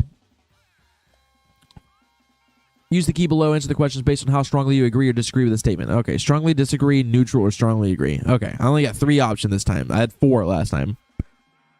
I am good at spotting patterns that other people miss. Oh wait, no. I have 5 options. Never mind. I have neutral as a middle option though. I couldn't say neutral before.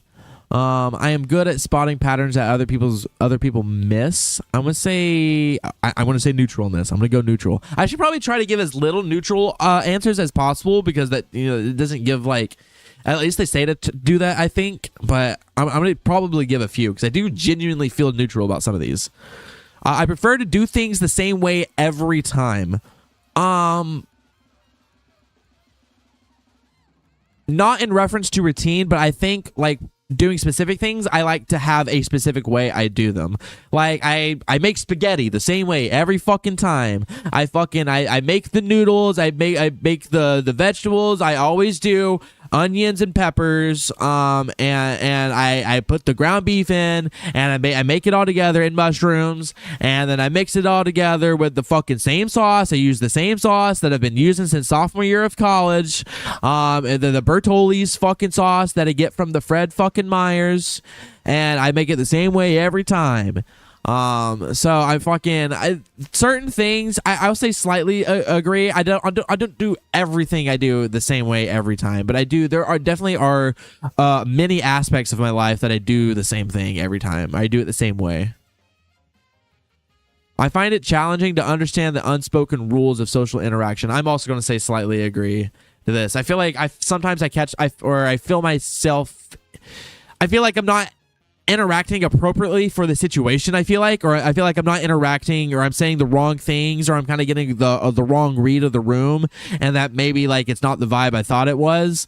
Sometimes I feel like I have a hard time reading a room for sure. I'm gonna say slightly agree to this.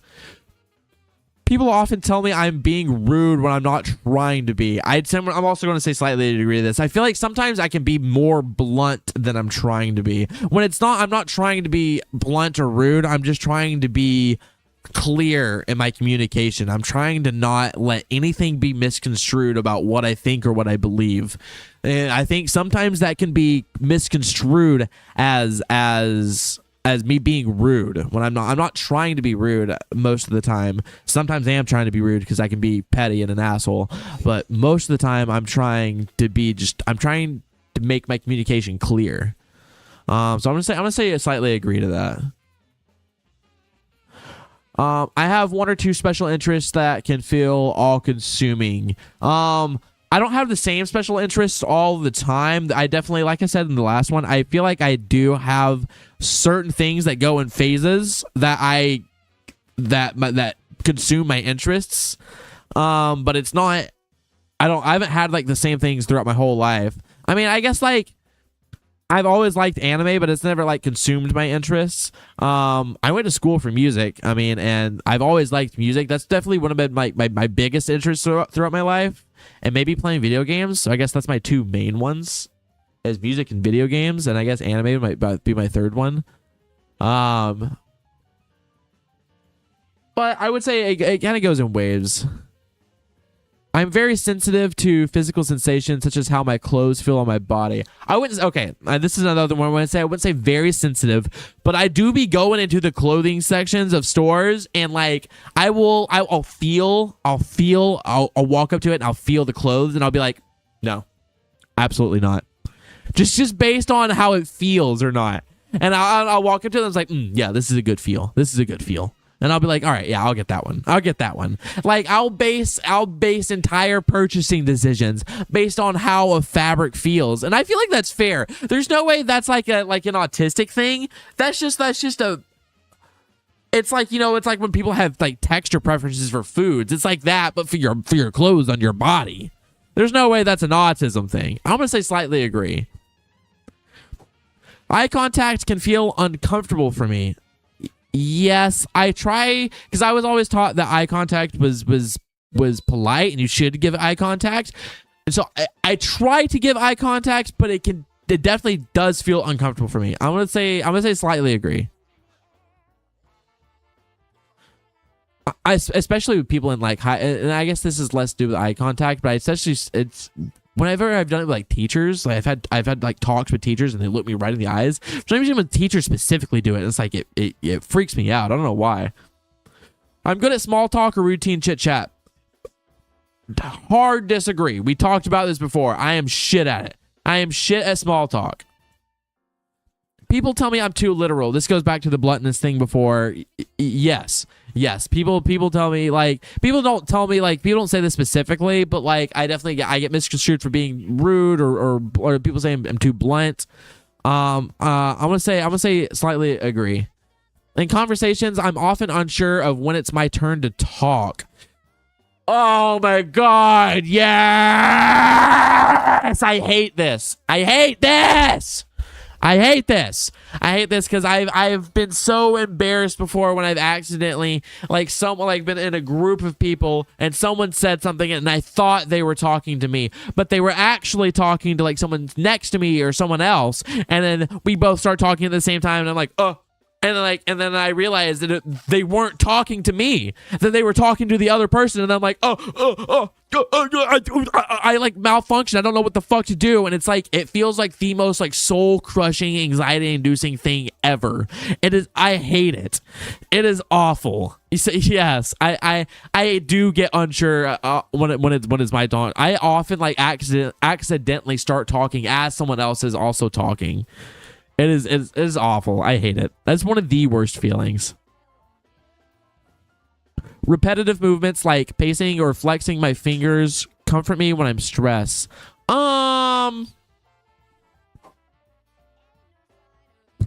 Slightly agree. I like shake my I like tap my foot or like I'll like fiddle my fingers or like crack my fingers or something like that. Like I'll do that. It's not like super aggressive, but like I do it. Slightly agree. When my routine is disrupted, it can be distracting. Like I talked about before, when I am on a routine, yes, when it gets disrupted, it is annoying and stressful. Slightly agree. Because I'm not always on a routine. I like to collect or track specific types of information. For example, train schedules, historical dates, or different varieties of birds. No, not particularly. I don't think I do anything like hyper specific like that. I feel like that is like the classic like, oh dude, if he does this, he has autism. Oh, he's really into trains, bro. Hardcore autistic. I don't do anything like that, I think. Like, I have my interests, but I kind of like float around on my interests and don't get like too incredibly deep on it. So I don't feel like I do. I'm gonna say hard disagree. I don't do that, I think. I mimic other people's behavior to appear normal. Yes, I do this. Like, I think they call it social camouflaging. But like I do this hardcore and like subconsciously, and I don't even mean to do it. And like I'll just be like, my personality, I feel like sometimes will drastically differ depending on the person or group of people I'm hanging out with. And I've tried to be more aware of this as I've gotten older and have kind of spotted this in my behavior patterns, because I'm like, well, that's weird. I don't want to do that. That's fucking weird. But it is something that I do, because I feel like I want to be, you know, it's kind of herd mentality type stuff. You know, you want to be accepted by the group that you're in, and so you want to act like them to appear like them, so you feel accepted. But you know, obviously that is antithetical to kind of the belief you should be yourself, and the way to be accepted is to be yourself. You know, because if you pretend to be something you're not, you're going to be unhappy. Which is why I kind of try to be more aware of it. It's definitely something I do, though. I'm gonna say hard agree, because I really do that. It's easy for me to understand what others are thinking, even if they don't say it. I'm gonna say hard disagree. I analyze it a lot. I feel like it's. Well, no, because I said before I fucking hold on. I can't contradict myself, because now I'm saying it's hard for me to understand. Is it? I slightly disagree. Fuck it. I'm not going to try to make sense of it. I can talk about my interests for hours and hours. Not for hours and hours. I can yap. If you give me something to yap about or a prompt, I can yap for a while, but I can only yap off the dome for so long. So I'm going to say slightly disagree. I often miss when people say one thing but mean something else. I think I misinterpreted what it says. I often miss when people say one thing but mean something else. I wish I had an example.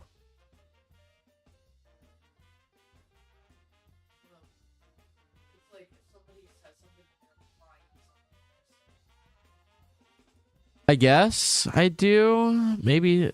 Do I do this? You think I do this? No, not really. Okay, I'm gonna say slightly disagree, because I probably sometimes do it. Certain sounds that don't seem to bother other people are very upsetting to me. No, not particularly. Like, I don't like when the fucking leaf blower guys are fucking outside just fucking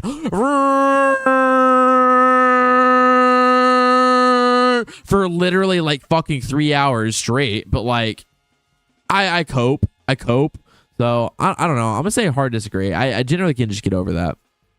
I feel like being like in music and like doing band and shit like helped me get over that, because there's sounds going on literally all the time and you can't do anything about it. So I feel like I got really like, if I had a problem with that I can like, that I just can't remember, like I got over it really fast then. I find it challenging to be in a conversation with 2 or more people.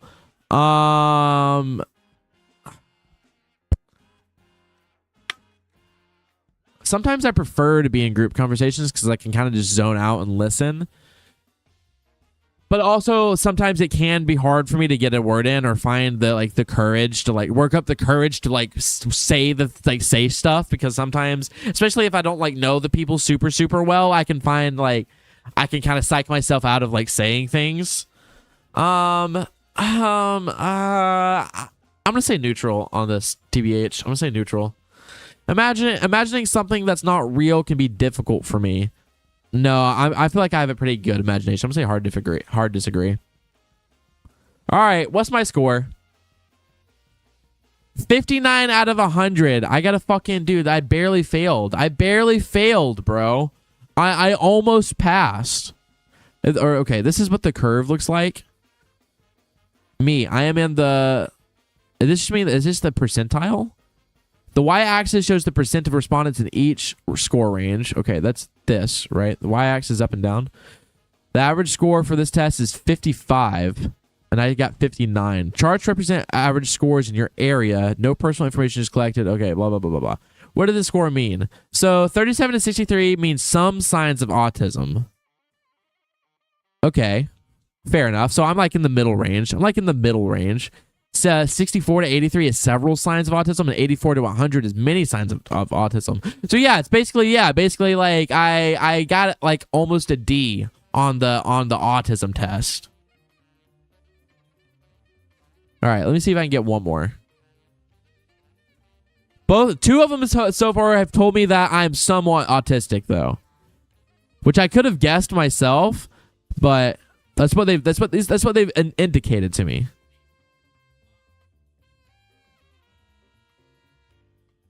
Psychometric tests.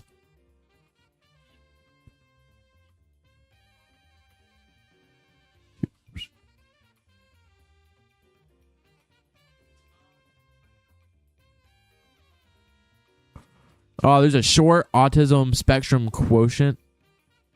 Oh, there's okay. So they have a 10 question one. They have a 50 question one. Oh, dude? There's wait. What are these? Okay, hold on. I'm just gonna click on one.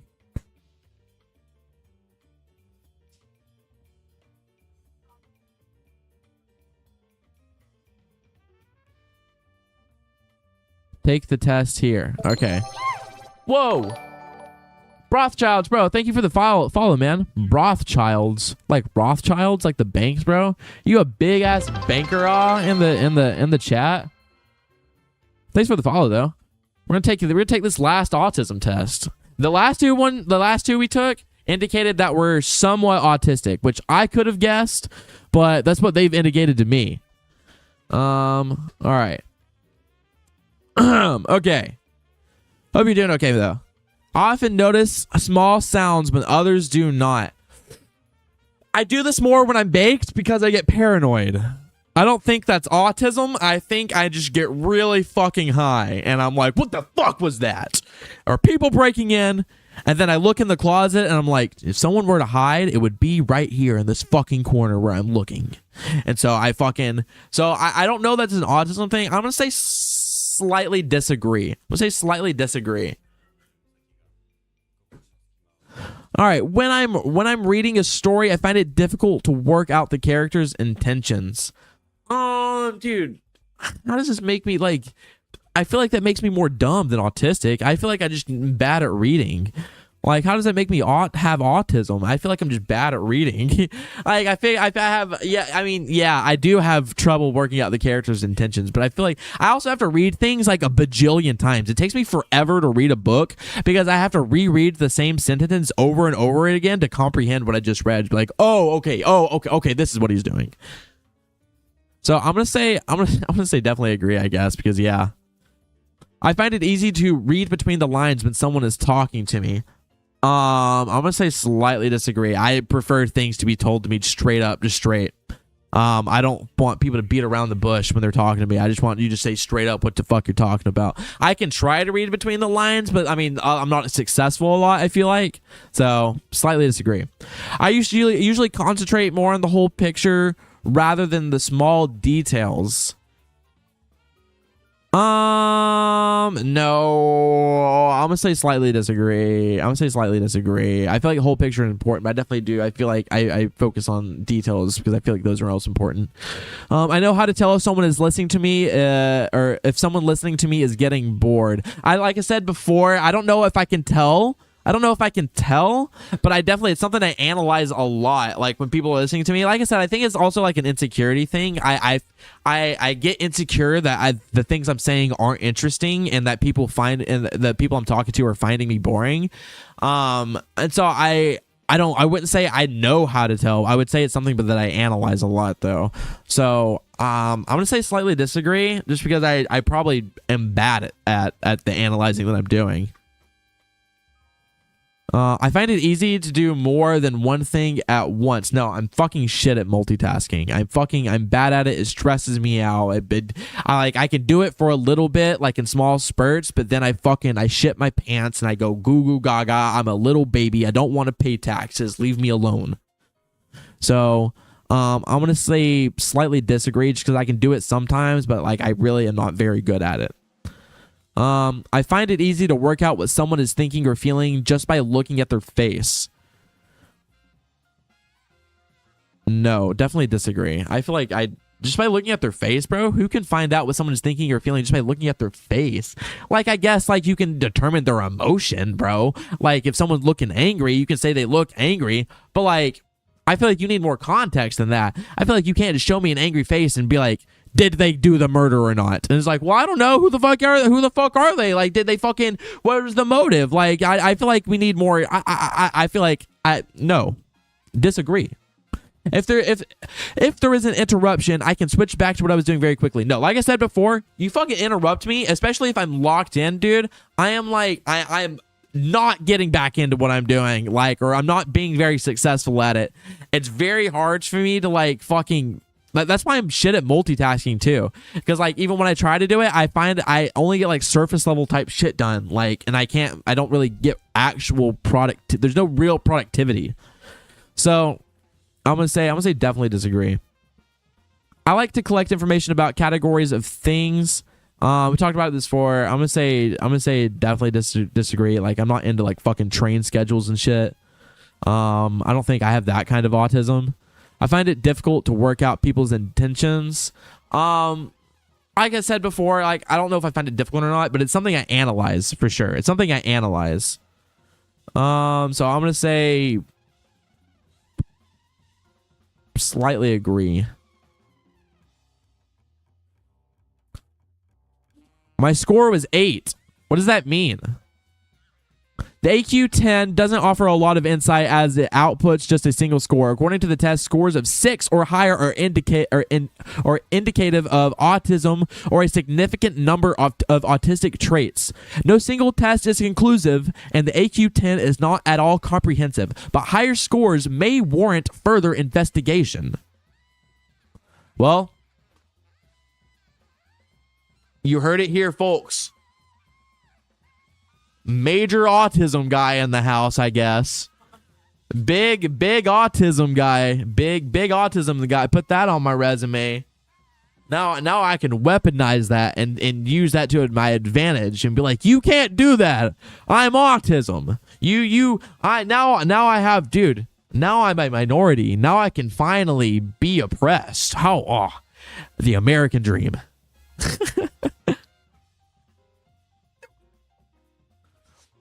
LMAO. What is Quack doing right now? Did Quack end up going live? Yup. Oh, he's only been live for 30 minutes though, bro. Got a fucking ad. Got a fucking ad.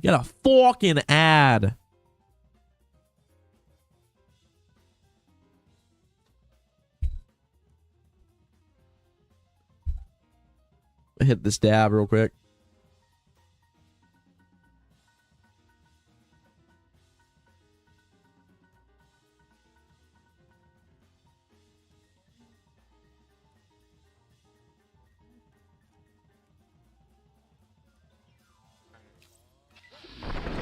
And there goes the shotgun. Damn, that shit loud. Damn, Quack, that shit Out loud. of his hand. All right, we need more AP. That shit's hilarious. Boom! Just fucking flies out of his hand. All right, what can we do here for more AP? We need some more AP here.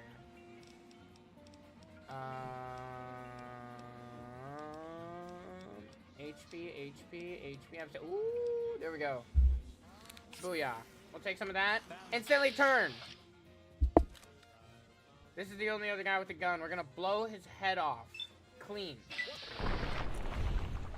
Alright. Here's Myers. Alright. Now there's no immediate. Oh, he's got a gun! How is he pointing it at me, but he's looking at Eddie? Motherfucker, I don't think so. Yeah! I've never played this game before. Fucking everyone talks about how fucking goated Fallout It's a classic. How great Fallout New Vegas is, but I've never played it. That targeting system that we keep going into, where I can like stop the game and like look at the dude. That shit is so money. It's called VATS. It's so good. I love it. Are you ready for this? Everybody's on. Narm. Eddie. You crazy bastard. Bottle cap. Solitude. How many freaking shotguns do I have right now, bro? Well, we have 2 lanes. I don't need 2 of those.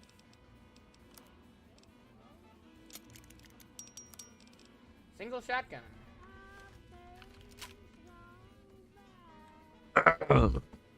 Yup. I'll take those. Hey, it's the gun that I shot out of that one dude's hand. What is this? Check all the connections. Got a loose connection somewhere. Oh shit, we're about to go out here and it's about to go down. Alright, alright. We're gonna use our new. Well, I kind of finished all the things I wanted to do. I quit in the beginning. Oh shit. We need to go help our boys out. What can I do now?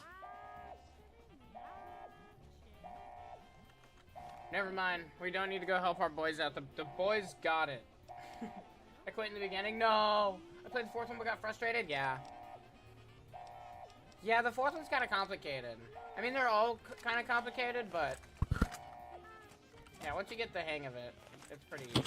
I don't play Marvel Rivals. I still need to get it to level 15 so I can start playing competitive, so I'm not playing fucking quick match all the time. Oh goodness. We have a gangster running directly towards me. He has a 9mm submachine gun. What are we doing, guys? What are we gonna Play Marvel Rivals with it. You get a game of PC so you play Marvel Rivals. You got me a game of PC so you play Marvel Rivals. Have you seen that? Seen that TikTok? You get a game of PC so you play Marvel Rivals. Yeah, what are you get a game of PC so you play Marvel Rivals?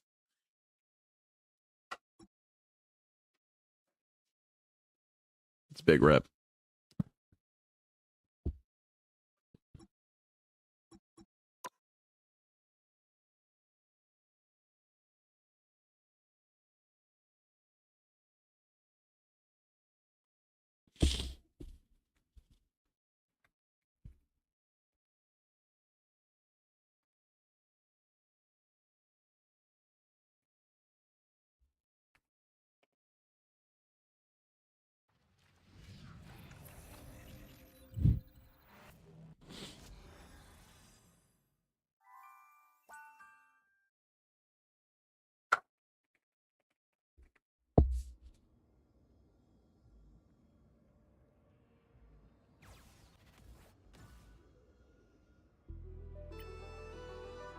All right, bet.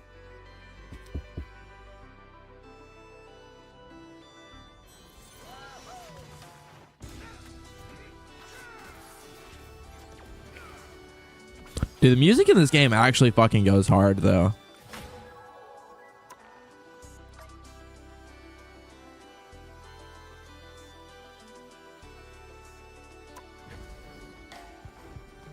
All right.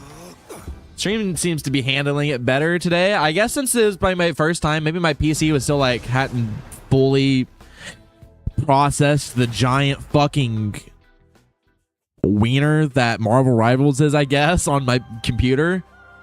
So I guess now it's like all right, we're used to the wiener now. We're used to the wiener now. Pick your hero or villain. I'm not judging. We are Cloak and Dagger. What do we Cloak and Dagger? What do we Cloak and Dagger? Anybody in this lobby not a bot? Anybody? My fucking... Hold on, is my audio, is it set to the right microphone? Input device. Yeah. What do we? Anybody in here not a bot? What do we? I just want to play Marvel Rivals on my game PC.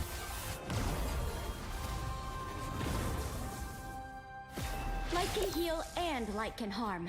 Same with me. This is kind of loud AF though. Hold on, we go settings. We're just gonna fucking master volume this to like 40. I'm not really a team guy.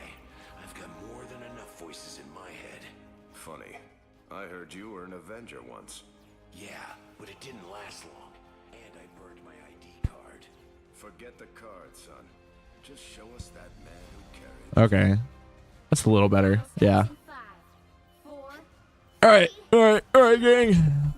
I know this is probably just like a lobby full of bots, but like we're gonna win this though. We got this. Don't worry, everything is under control. Well, except my powers.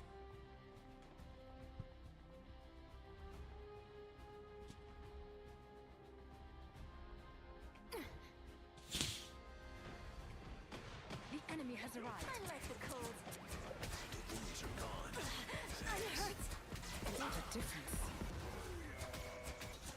Looks like the mission area is yours to capture now. Oh, fuck. Okay, well, rip. My bad.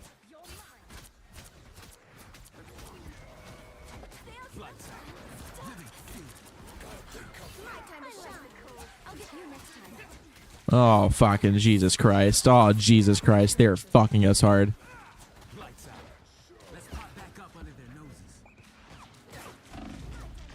Fucking Jesus Christ, dude. They fucked us. They absolutely fucked us. We got fucking pushed in. Alright, guys. We can't be getting pushed in like that.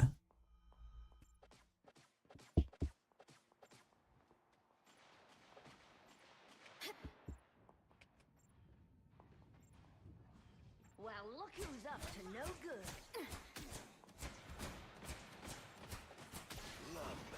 Alright, not going that way. Not going that way.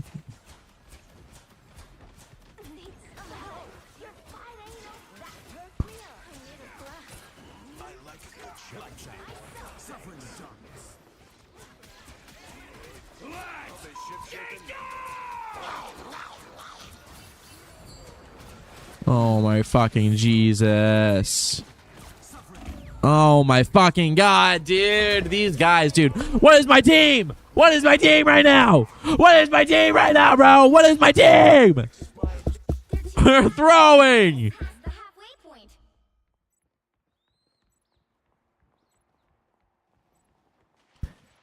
Why is her ass hanging out like that? God damn.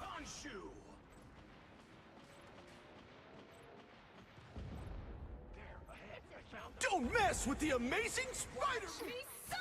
Thanks so much. Control C. Us against the world. Oh, I guess I didn't need to use that. Dude, I'm the bot now. I'm the bot now. I'm the bot now.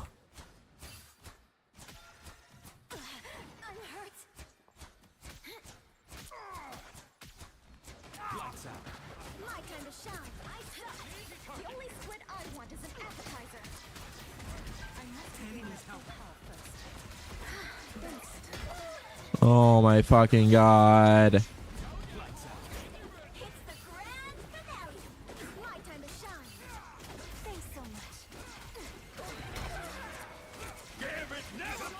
Holy fucking shit, dude. Holy fucking shit.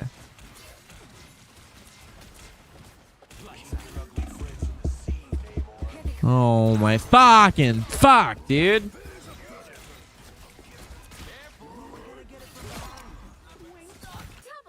All right, let's go. Keep going. Control lost. They've almost got it. I suck. You're mine.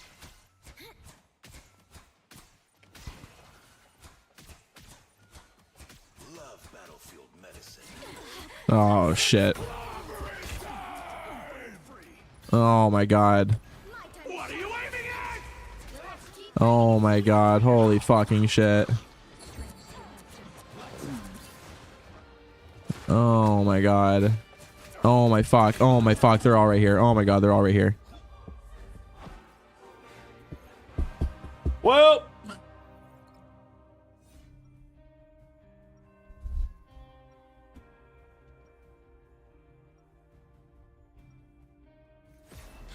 Create equilibrium when it gets disturbed. Well, that's all right, guys. We'll get them next time. Can I get a 1, 2, 3 team? 30 seconds before you attack. Get ready. Nobody. Nice hammer. Can I borrow it until we finish saving your realm? Mjolnir can only be lifted by those deemed worthy. I'm not perfect, but Khonshu seems to think I'm worthy enough. I have met Khonshu. Pardon me if I do not take his word. The battle starts in 5, 4, 3, 2, 1. All you need to do is capture the mission area. Got it? Mjolnir, let heaven and hell hear thy soar.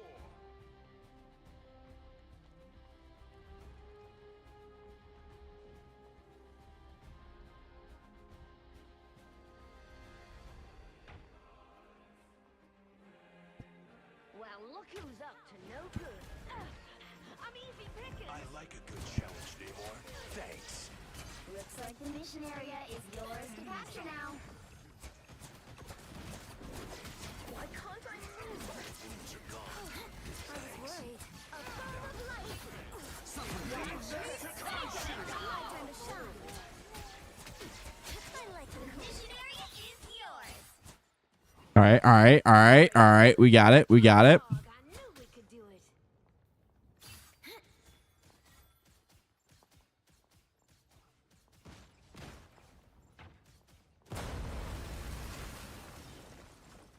Where these bitches at? Where these bitches at? All right, here he comes, here he comes, here he comes.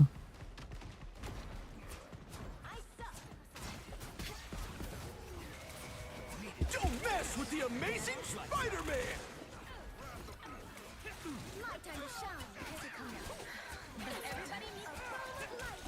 Oh my god, fuck, fuck, fuck.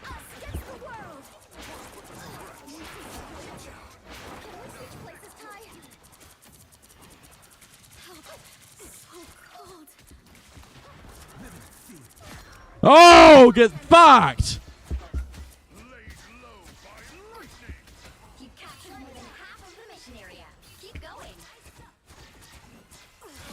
Oh, get fucked, Spider-Man. Dude, you cannot compete, bro. You can't come out here and fucking take the whole team. You think, Spidey boy, you think you can come out here and fucking 1v5 our team, bro? Get out of here.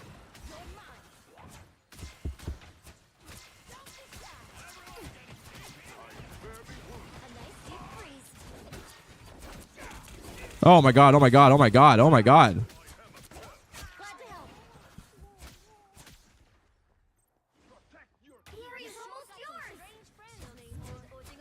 Thanks so much.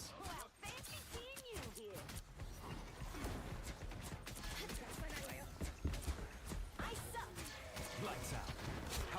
My time to shine. Bro, get out of here, fucking little squid, bro.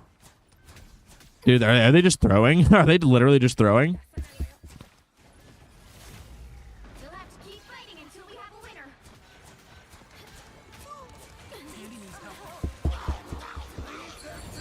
Oh, no, no, no, no, no. Fuck Jeff. Fuck Jeff. Oh, did we win, though? Did we win? Oh, 100%. 100%. Good shit, team. Good shit, team.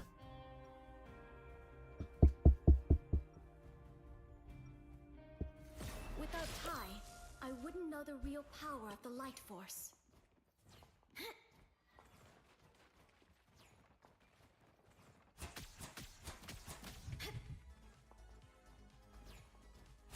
30 seconds before you attack.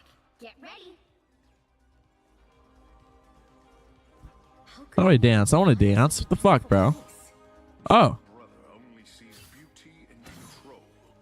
What the fuck?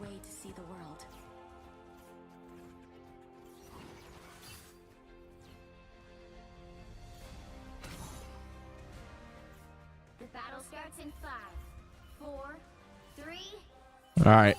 1. All you need to do is capture the mission area. Got it? Lights out. They don't believe you're real, Khonshu. I'll make sure they regret that.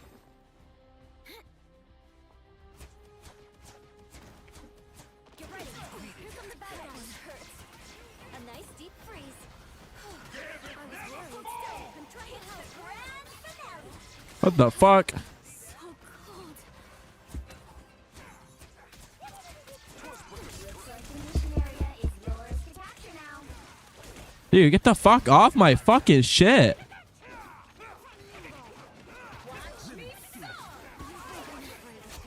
Get the fuck out of here, bro. Fucking Deadpool. Who the fuck do you think you are? Oh my god. All right, all right. Good shit, team. Good shit, team. One down.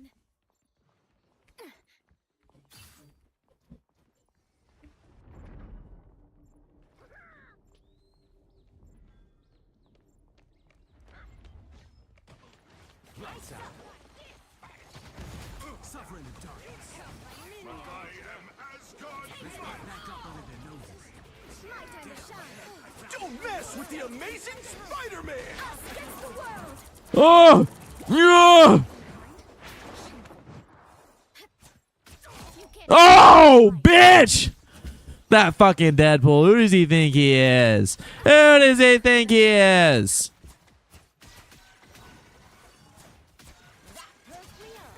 I'm the only one. You're amazing. I wish I could do what you do. Lights out. You've captured more than half of the mission area. Keep going. My time to shine. A nice deep freeze. Oh my god, get the fuck out of here, bro.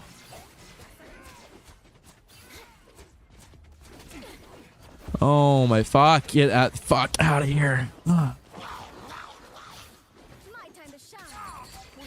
No, fucking Jeff, dude. Oh my god, get out of here. You fucking little shark, bro. Alright, y'all got it though. Y'all got it? Y'all got it? Still here. Don't you put me out. Lights out. You're mine. My time to shine.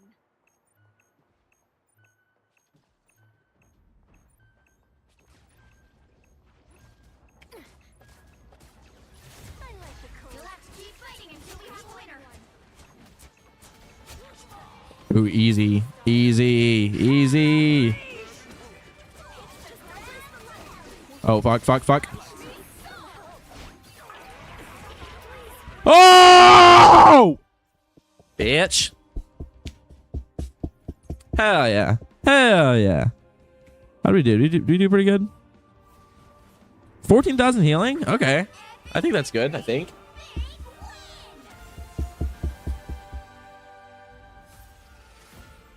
Severance is MVP. So, compared to the other healer, I got 14,000 healing. They got 13,000. I got 4,000 blocked. They got 7,000 blocked though. I got 3,000 damage. They got 3,000 damage. I got 16 kills though. They got 10 kills. Okay, so we did about as good as each other.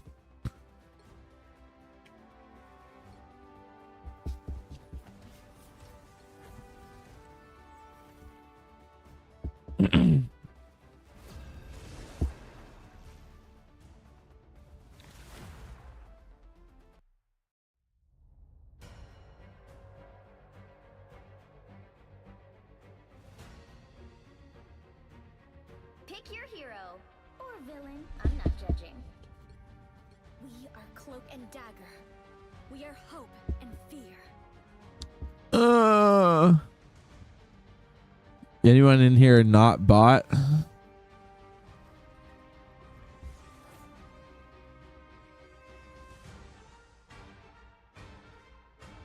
Guess not.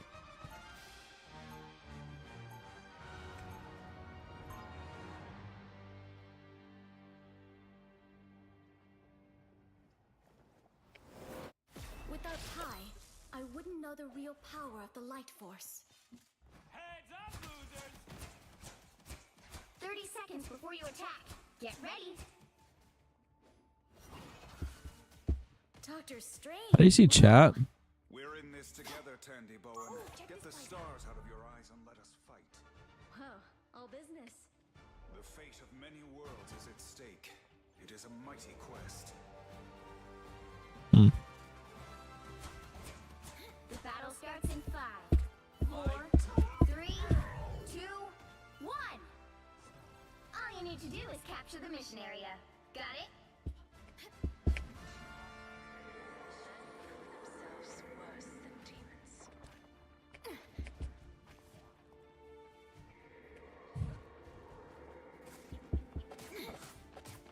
Enemy in front of us.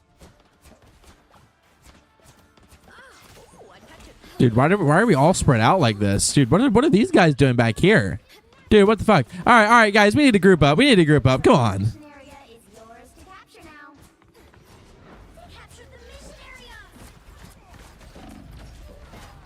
What are we doing? What are we doing?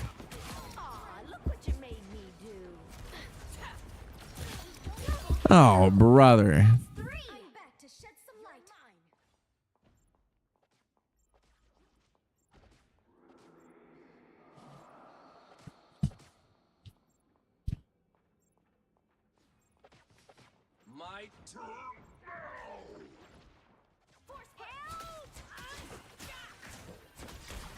Thanks. Lights out. Anyone wants to help? Back up under their noses. My time to shine. Feeling fantastic. Get ready. Here come the bad guys.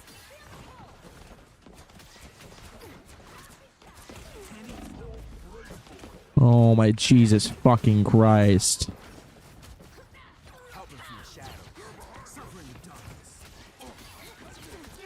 Oh my God, holy fucking shit.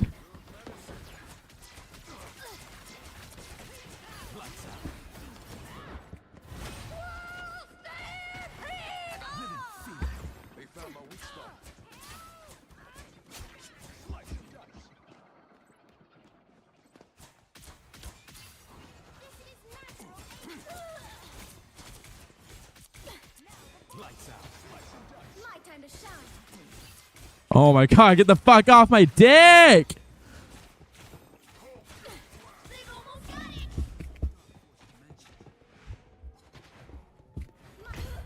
Fuck off! Oh my God, dude! Fight for my life! I wasn't sure we'd get this chance again. Control lost.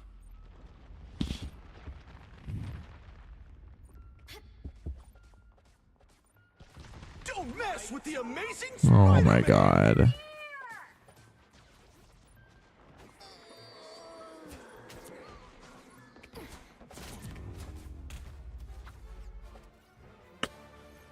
Well, alright.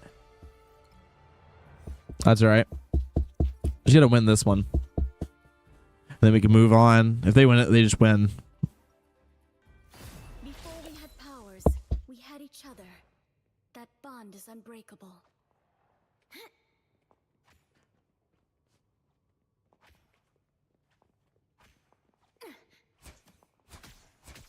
30 seconds before you attack. Get ready. You'll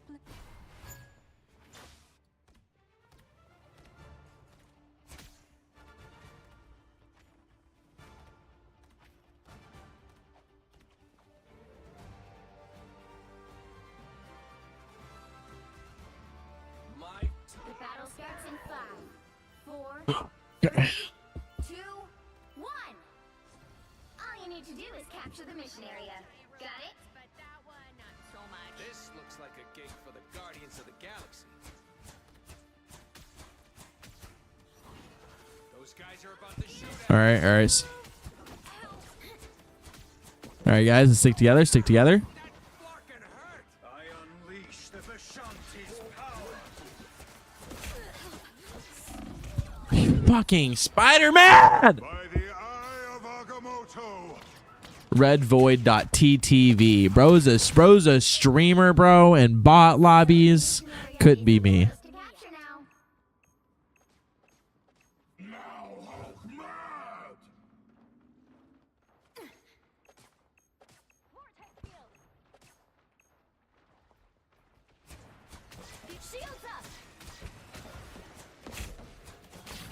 Oh my God. Flick off. What do we... Okay,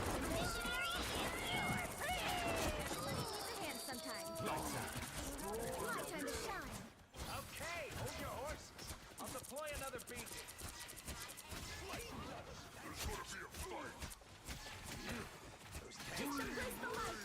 Too much like a bad memory. Lights out.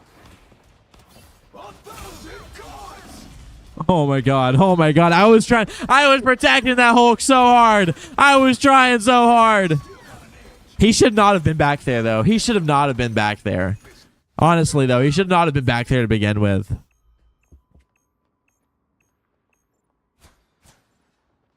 Oh my God, dude. They're getting... All my teammates are getting dropped left and right. Left and fucking right.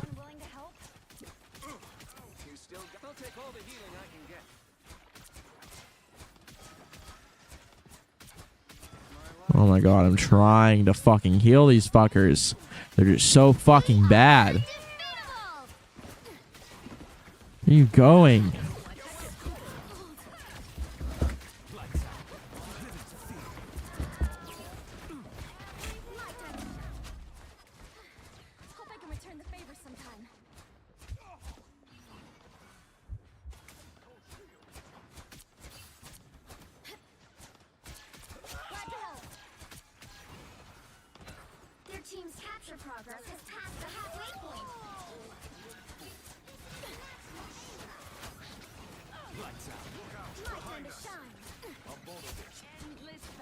Oh my god. Holy fucking shit.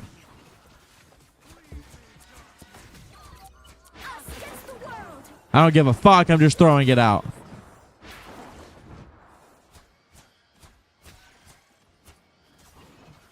Oh my gosh. If we come out of this alive, it's a fucking miracle. Like, genuinely.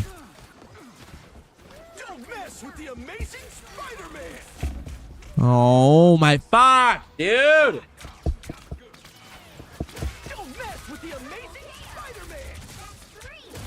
Wow, 4 in a row. You've captured more than half of the mission area. Keep going. Control lost.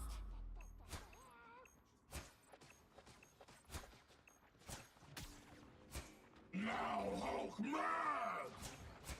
Glad to help. They've almost got it. Okay, okay. I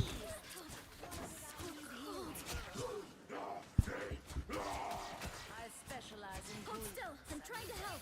I am strengthened. Take everything. Just embrace the light. I'm easy picking.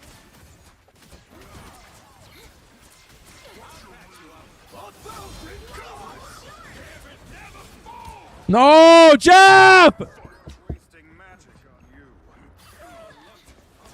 We are undefeatable. They got my number. Hold tight. Now we really have to attack. Oh my gosh. Oh my god, Hulk! We'll have to keep fighting until we have a winner.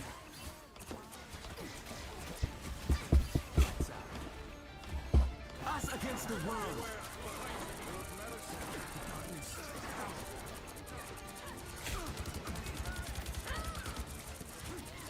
Oh my fucking god. Holy shit. Don't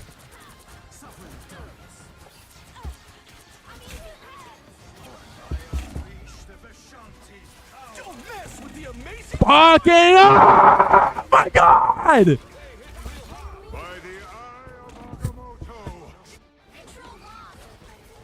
Oh my god, we're right fucking there. Can we lock in? Can we lock in?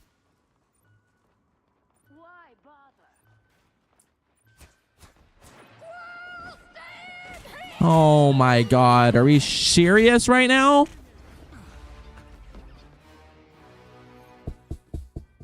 Dude, can we just lock in? Can we just lock in?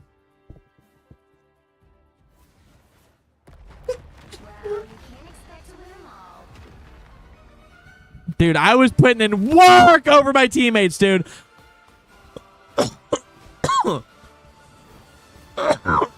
I was putting in fucking work on my teammates, dog. The other healer got fucking, sure, he got 3 more kills than me, but he did fucking 4,000 healing and I did 12,000. Let's be real, dog.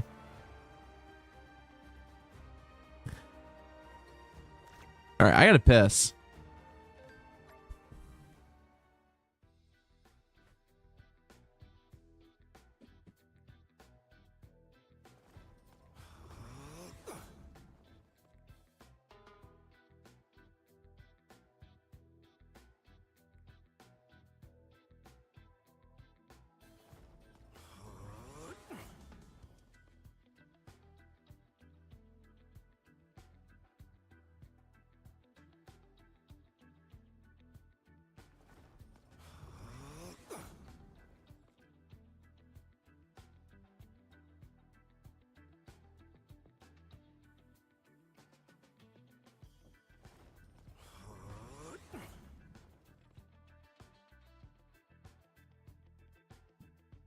Well, stream's lagging a little bit.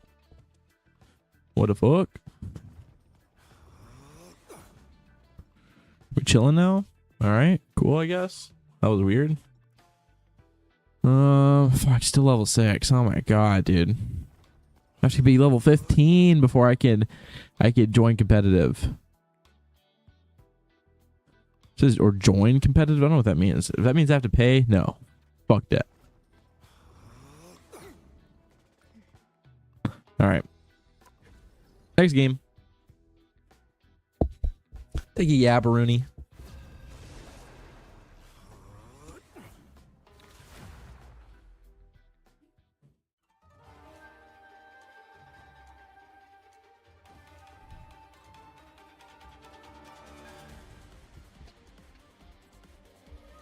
You'll need a top-notch team to win this one. We are Cloak and Dagger. We are hope and fear.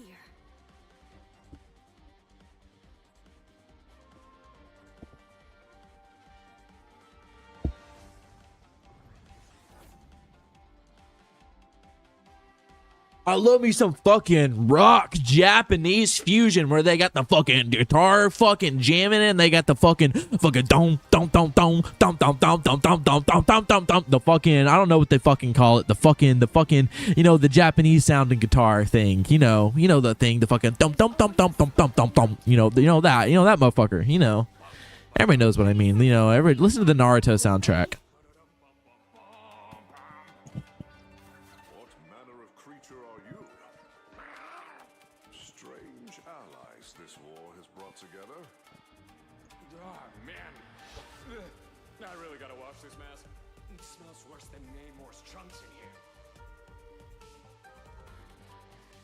The battle starts in 5, 4, 3, 2, 1.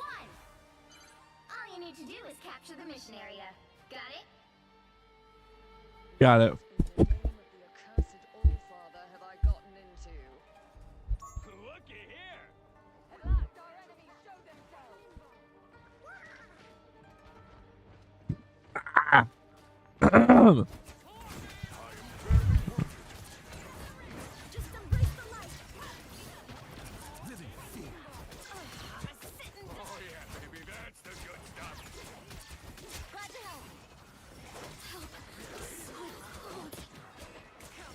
Oh my god, fuck off.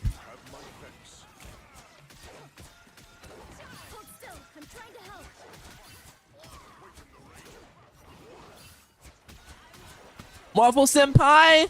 Waffle Senpai, I got you!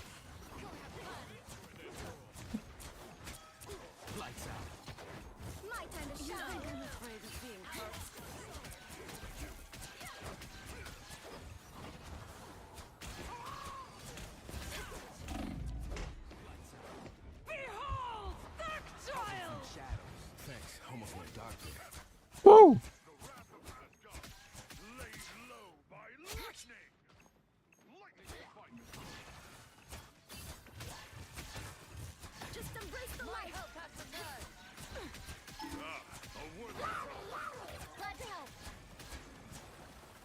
All right. Bet.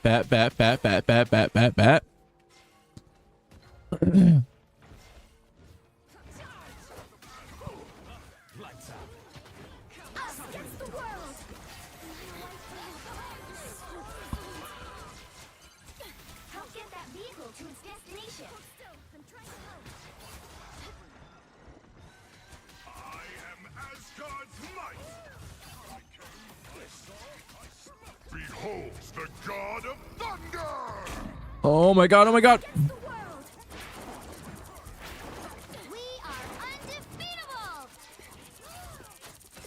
Hold still, I'm trying to help. Take my pain. I feel renewed. Everybody needs a hand sometimes. Or a dagger. I can't believe I just made this. Love that healing feeling. Lights out. Suffer in the dark. Oh my god, oh my gosh. Get fucked, guys. Get fucked. Oh my gosh, we just fucked them. We just absolutely fucked them. Oh my god. Fuck off. Fuck off, Jeff. Oh, okay. Alright, cool. He got. Nice.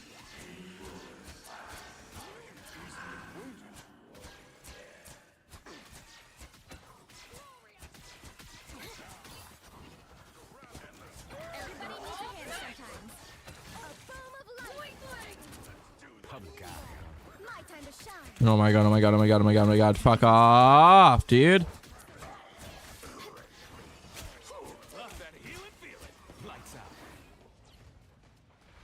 Your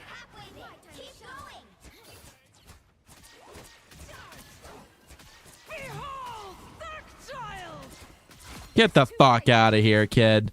Get out of here. You thought you could just ult your way out of it. She thought she could ult her way out of it. She couldn't. Nice one. I'm proud of you.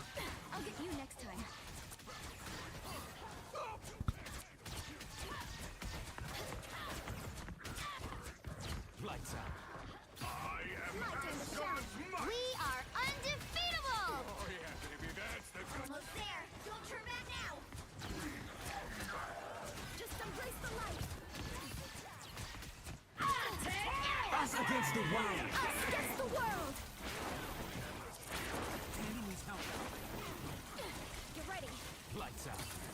My time to shine. Get hit.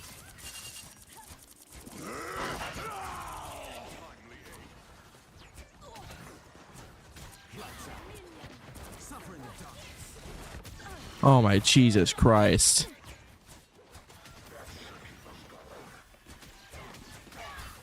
There is so much happening right now. Oh my God. Oh my fucking God. Jesus Christ. Healer down.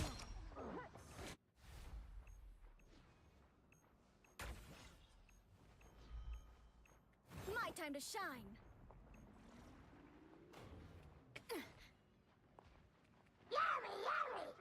I have spotted an enemy. My weakness.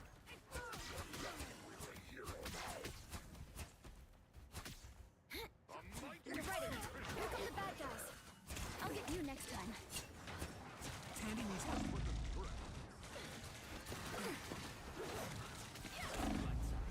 Oh my God. Holy shit.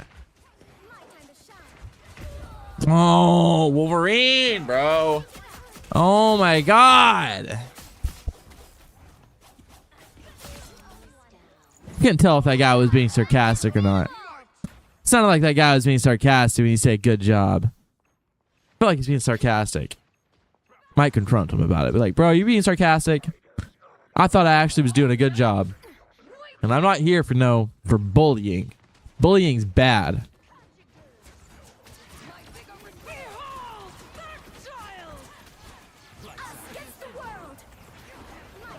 Holy fucking God. Oh my God, switch. What am I doing? Oh my God, my fingers, bro. My fingers got fucking shit in them, dude. Fingers are literally filled with fucking doo-doo. I got doo-doo in my fingers. I can't do this.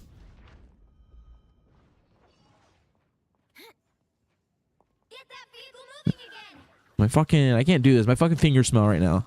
Can't play with my fingers smell.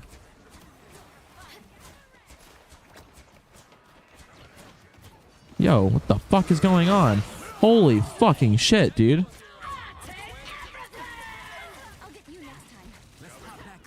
Woo! Hey guys, what's up?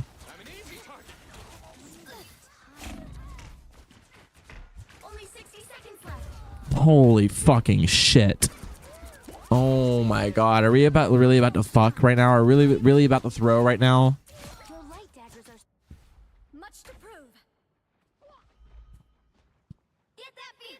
All right, we got it. All right. We got it, team. We're rolling as a team. We got this.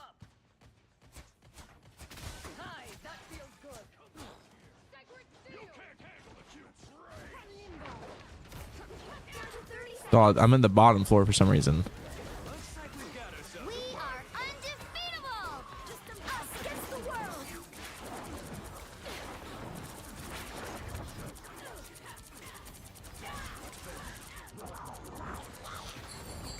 No, Jeff! Oh my God, fuck off.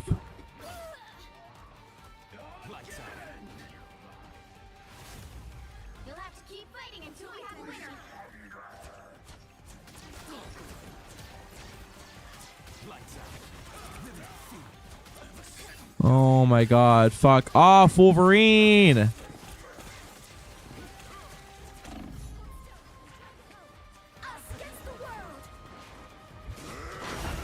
Oh my fuck! What am I supposed to do? I can't see anything! Holy shit, the clutter is insane.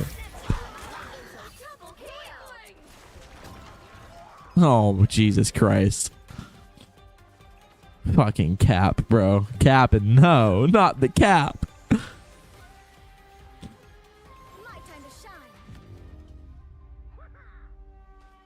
Well, you can't expect to win them all.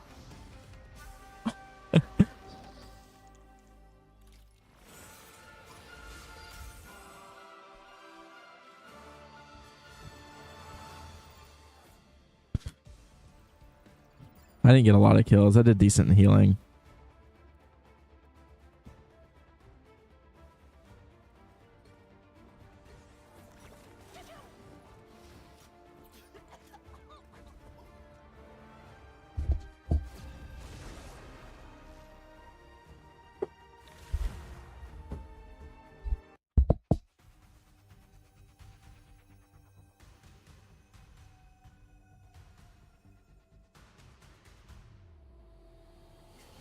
You'll need a top-notch team to win this one.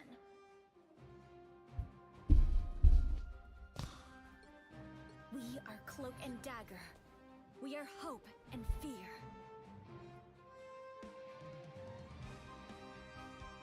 Anybody in here not a bot?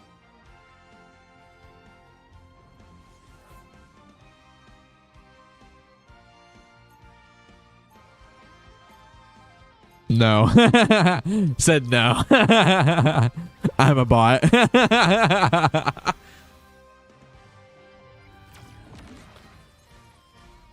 right, we got at least one bot. Light doesn't dispel darkness. It helps me see the darkness. And 30 seconds before you attack. Get ready. How you get that fancy little glowing fist of yours, mon ami? Some sort of ancient artifact? Actually, I absorbed the chi of an immortal dragon. Why? Gelderman. That's a lot harder to steal. It is. And all those who have tried ended up... Bot away. Hit those walls. 100%, bro. 100%. I like to pretend like I'm a bot. It throws off the other team. Hard to predict. Time for us to balance the scales. Just who Gambit was looking for. Kinetic blade. Ooh-wee! That hit the spot. I feel like myself again. We got you, Herbie. Lights out. Don't you worry. Suffer in the darkness. I feel so cold. Just embrace the light. You'll get last. Lights out. My time to shine. Ruthlessness is mercy.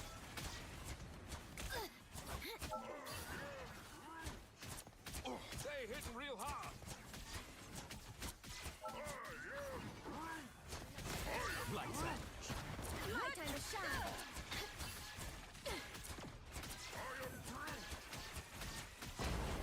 That's much better. I feel like myself again. Lights out. You're halfway there. Keep going. I know the way to Avengers Tower. Oh my god, awful fucking bubble. Awful fucking bubble. That fucking wall was in my way. Holy shit. You are nothing. Lights out.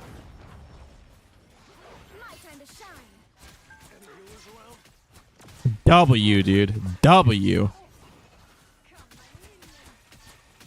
Gambit never falls! Us against the world. Behold the god of thunder! I'm ready to put on a Oh my god, oh my god. Dude, can you fuck off? Oh my Jesus Christ.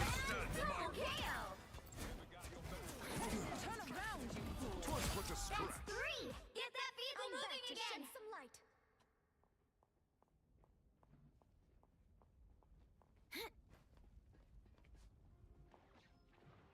Come, my minion. Almost to Avengers Get Tower. ready. Here come the bad guys. Lights out. Suffer in the darkness. Got me good. Ooh-wee. Oh my god. Get the fuck out of here, dude. Who do you think you are? Lights out. Taste my pain. Dude, yeah. Welcome to the Dark Force dimension. My time to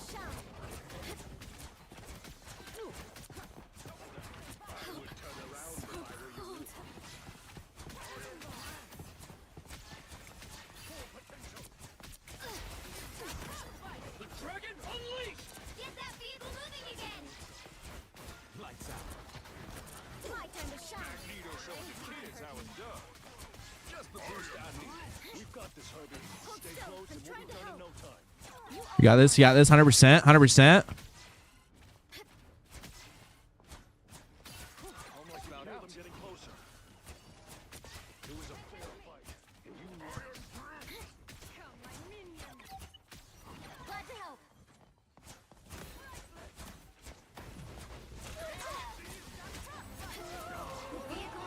Nice. Nice.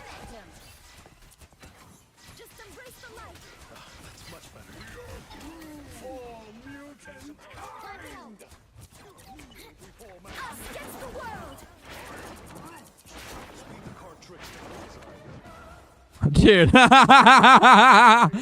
Dude, they are getting fucked right now.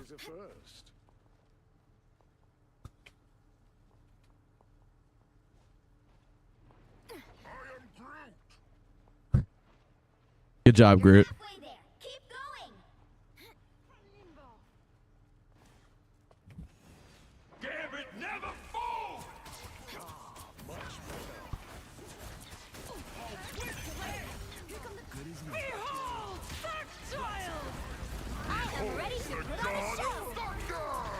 Oh my god. Oh my god. Fuck. Fuck.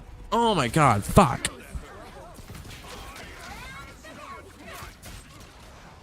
All right. Well. All right. We just gotta survive this. It's all right. It's all right. We'll be all right. We're chilling.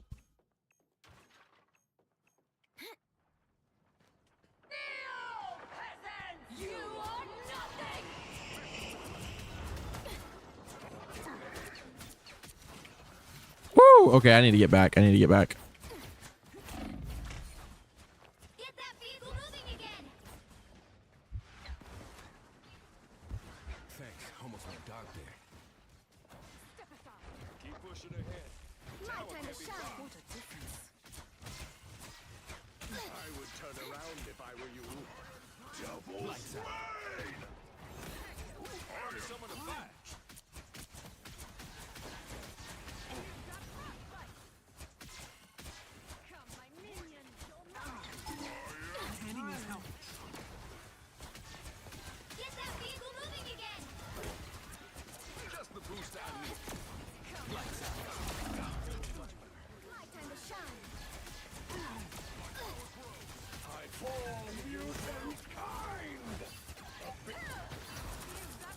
Against the world.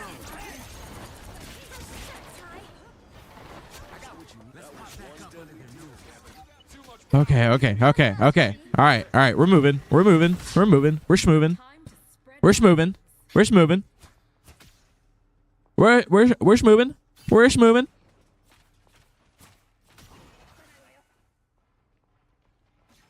Oh my god. Okay. Fuck these guys. Okay. 100%. Fuck these guys.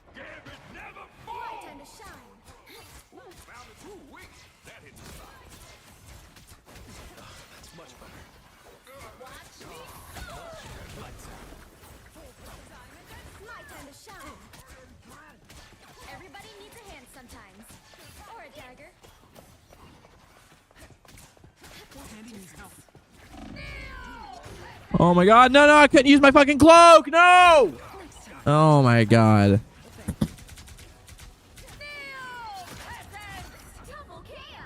Fucking rip, dude, fucking rip.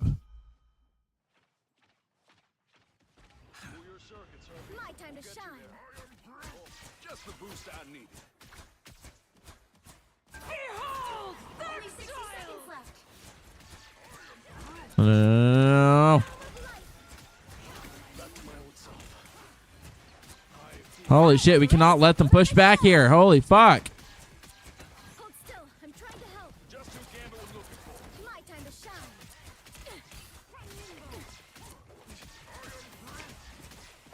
Keep pushing ahead. The tower can't be far. Behold the god of thunder! Down to 30 seconds. My time to shine. We just gotta get to a bit. Oh my fucking Jesus Christ.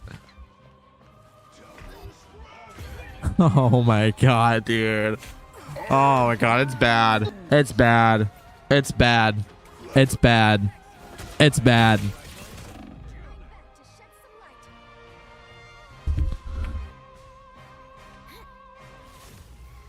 Oh my god, we need a touch. We need a touch. I have ult. Oh my god, we need a touch.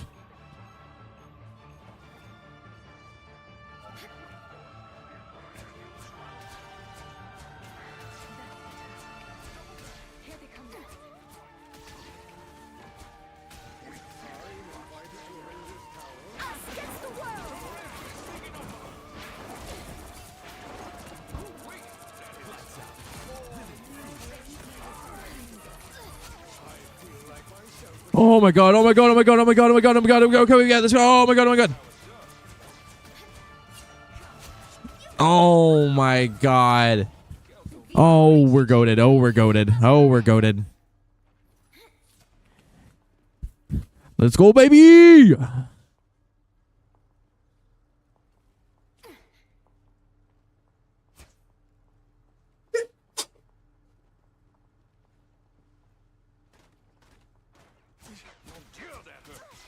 I am invited to Avengers Tower. That is a slow. Give it never fall! You are nothing! We're definitely outclassed. Please help me.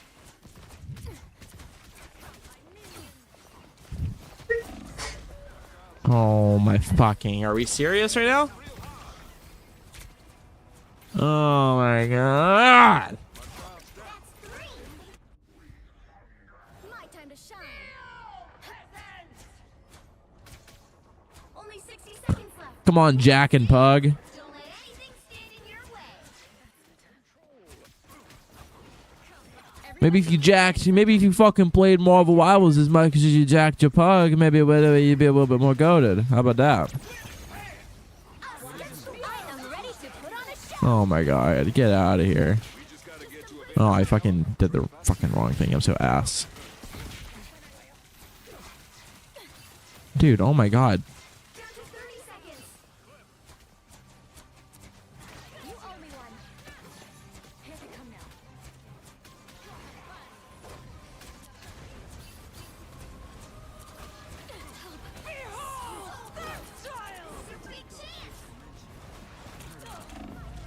No, oh.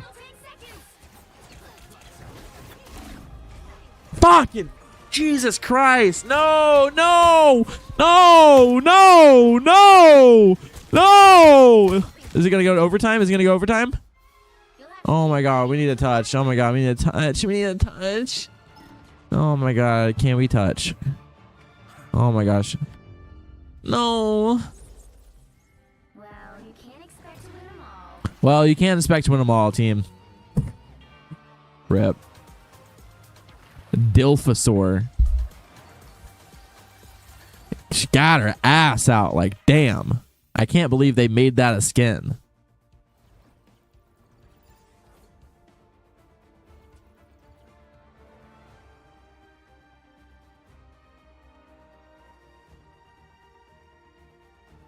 We had the best healing on our team, though.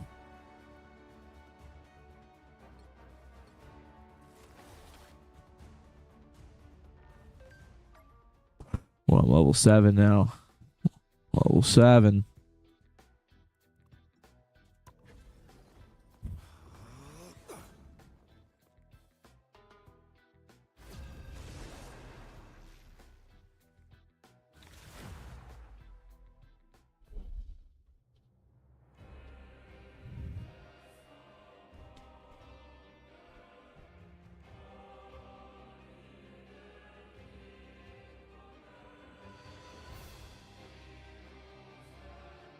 You'll need a top-notch team to win this one. We are Cloak and Dagger. We are hope and fear.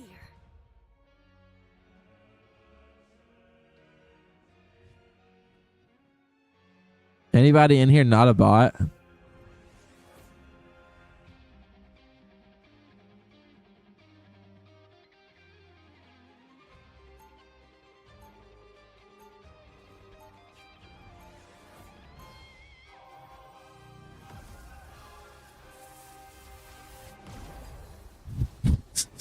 Bro replied in the chat with fucking binary code. All right, bro. All right.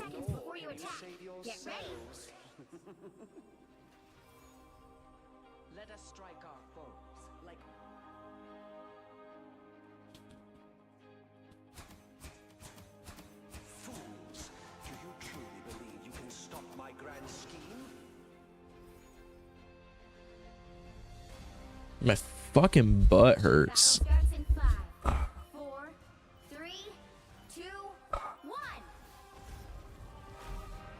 1. Oh, Jesus Christ. Okay. That vehicle to its destination. They know everything. But when man plans, the gods laugh. Our enemies are. Help! You owe me one. Things done. I am healed. I'm good to go. Let's save that tree. Ride battlefield medicine.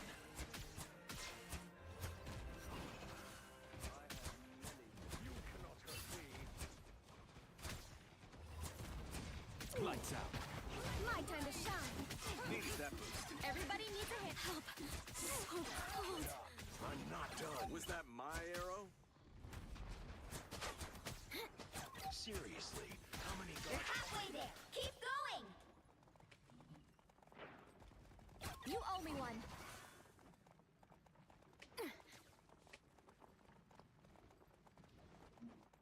All right. They're just letting us have it. Bet. We just walking right up to the door. Operation Stop That Tapping is underway. I'm good to go. Our enemies are here. Needed that, thanks. Glad to help. The vehicle reached a checkpoint. Keep up the momentum. Light in the darkness. Branched on full turret mode. Put some pep in my step. Thanks. Khonshu never rests. God, everyone's just fucking going out doing their own fucking thing. Needed that boost. Glad to help. Operation Stop That Tapping is underway. Light in the You're halfway there. Keep going.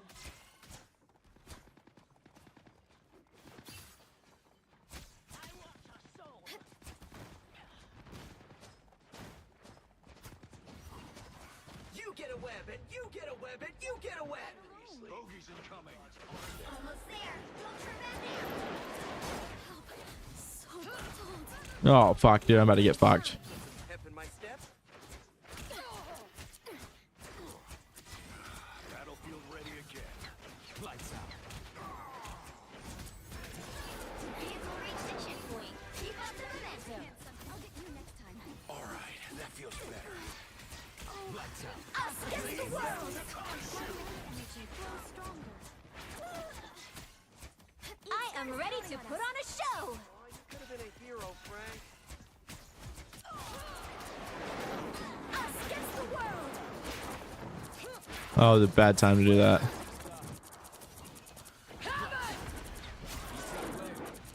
My time to shine. Put some pep in my step. Lights out. Pride of the neighborhood. Yo, can we kill this bitch? Can we kill this bitch? Love battlefield medicine. You owe me one. They are coming from behind. Lights out. Peter Quill, my time to shine. It's always coming back for you. Loki's killing that tree, but we're going to stop him. Justice. That's it. Don't let anything stand in your way. Or a dagger. I'm doing this my way.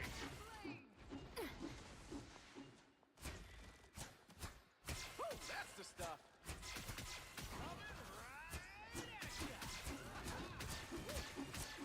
Feel the wrath of the goddess! So close. It's your big chance. Friends, gather around. Get in here, y'all. My time to shine. Life consumes. Oh, nice. LMAO. Let us save the great trouble KO. They just let us walk right into it. Epic victory. Big win. Good job, I guess. We won.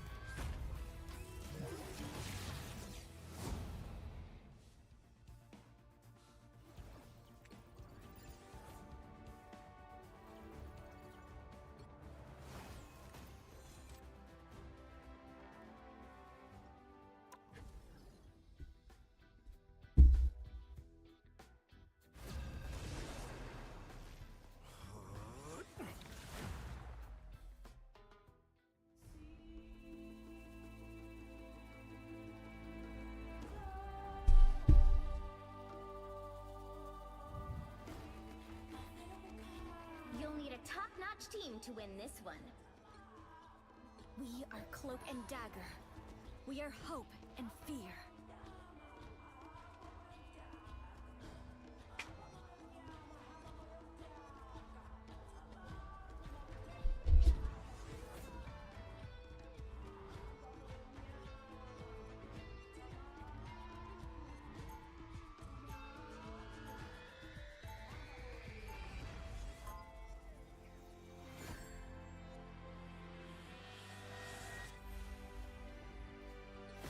High I create equilibrium when it gets disturbed.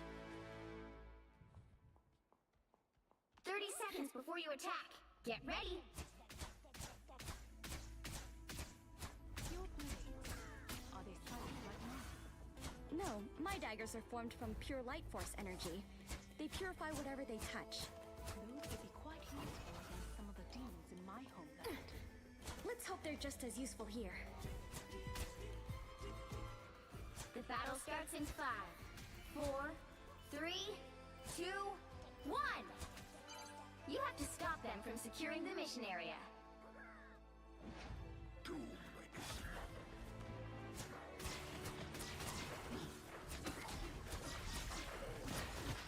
My time to shine. Everybody needs a hand sometimes. Or a dagger. Just the way I like it. As cold-hearted as your name suggests, Frost. I suppose that helps.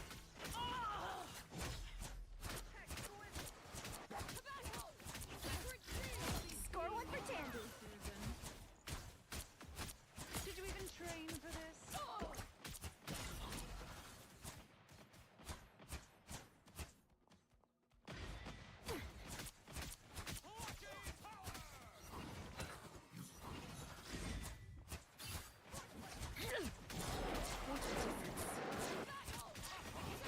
You owe me one. Lights out. My time An to easy shine. target here.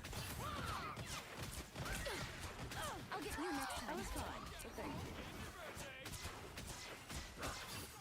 Lights out. Take my hand. My time to shine.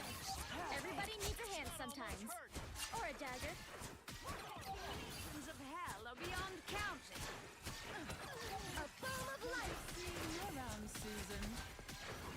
As cold-hearted as your name suggests, Frost.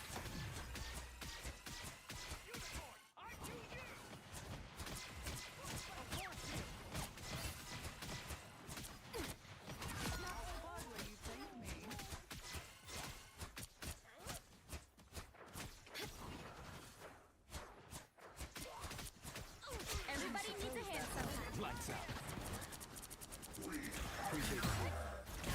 Oh, fuck. LOL.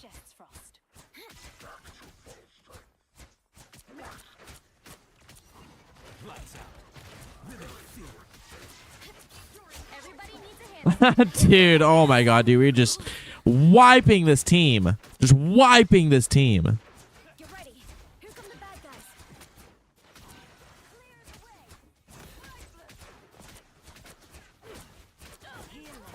Why would I need healing?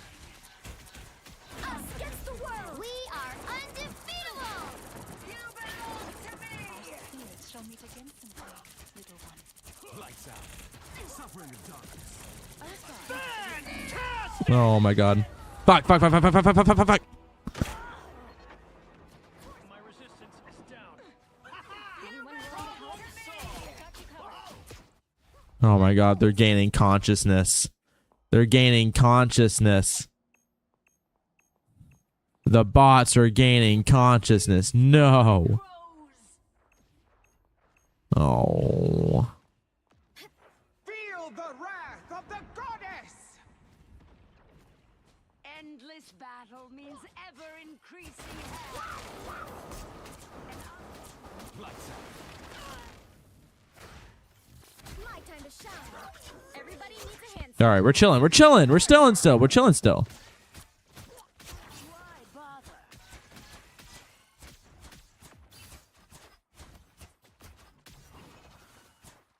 Shield activation.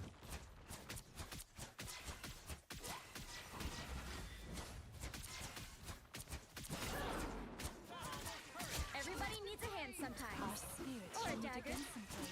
I was fine. Thank you. Disappear! Lights out. Exposed. My time to shine. Only 60 seconds left.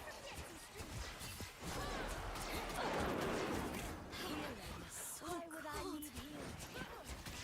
You owe me one. You'll want to protect your rear. Dude, come here, come here, come here. Bitch.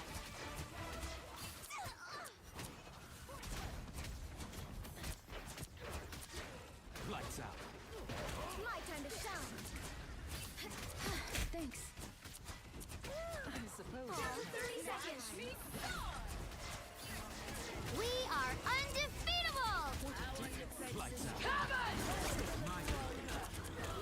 Oh my god.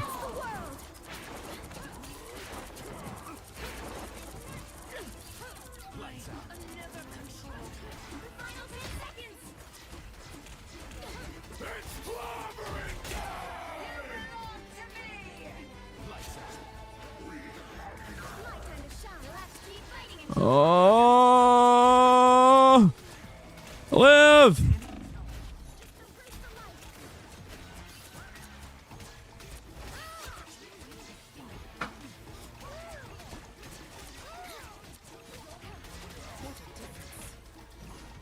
owe me one.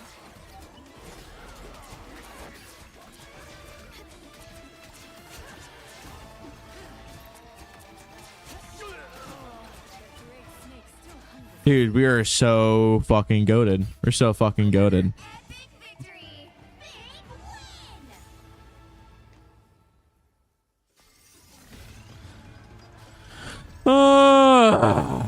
How do we do? Pretty solid. Pretty solid, I think. Pretty solid, I think. 20 kills? Yeah? Oh, yeah. I think we did pretty good.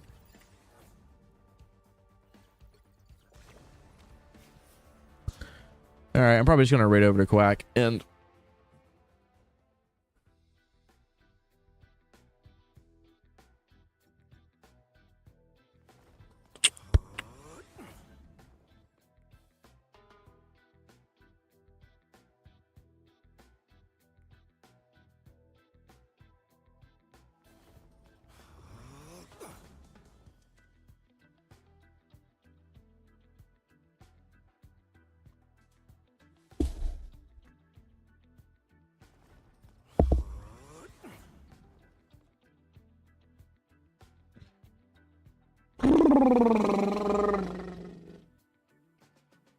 Another day of being a big fucking streamer.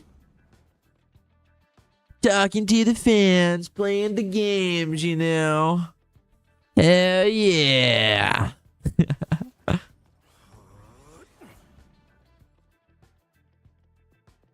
So, how glorious. Can I open the door for you?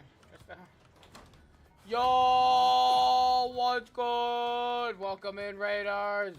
Get fucking Caleb with the ride. How we doing? How was the stream? How was the stream? How was the stream? W. Welcome in, Caleb. Welcome in, everybody.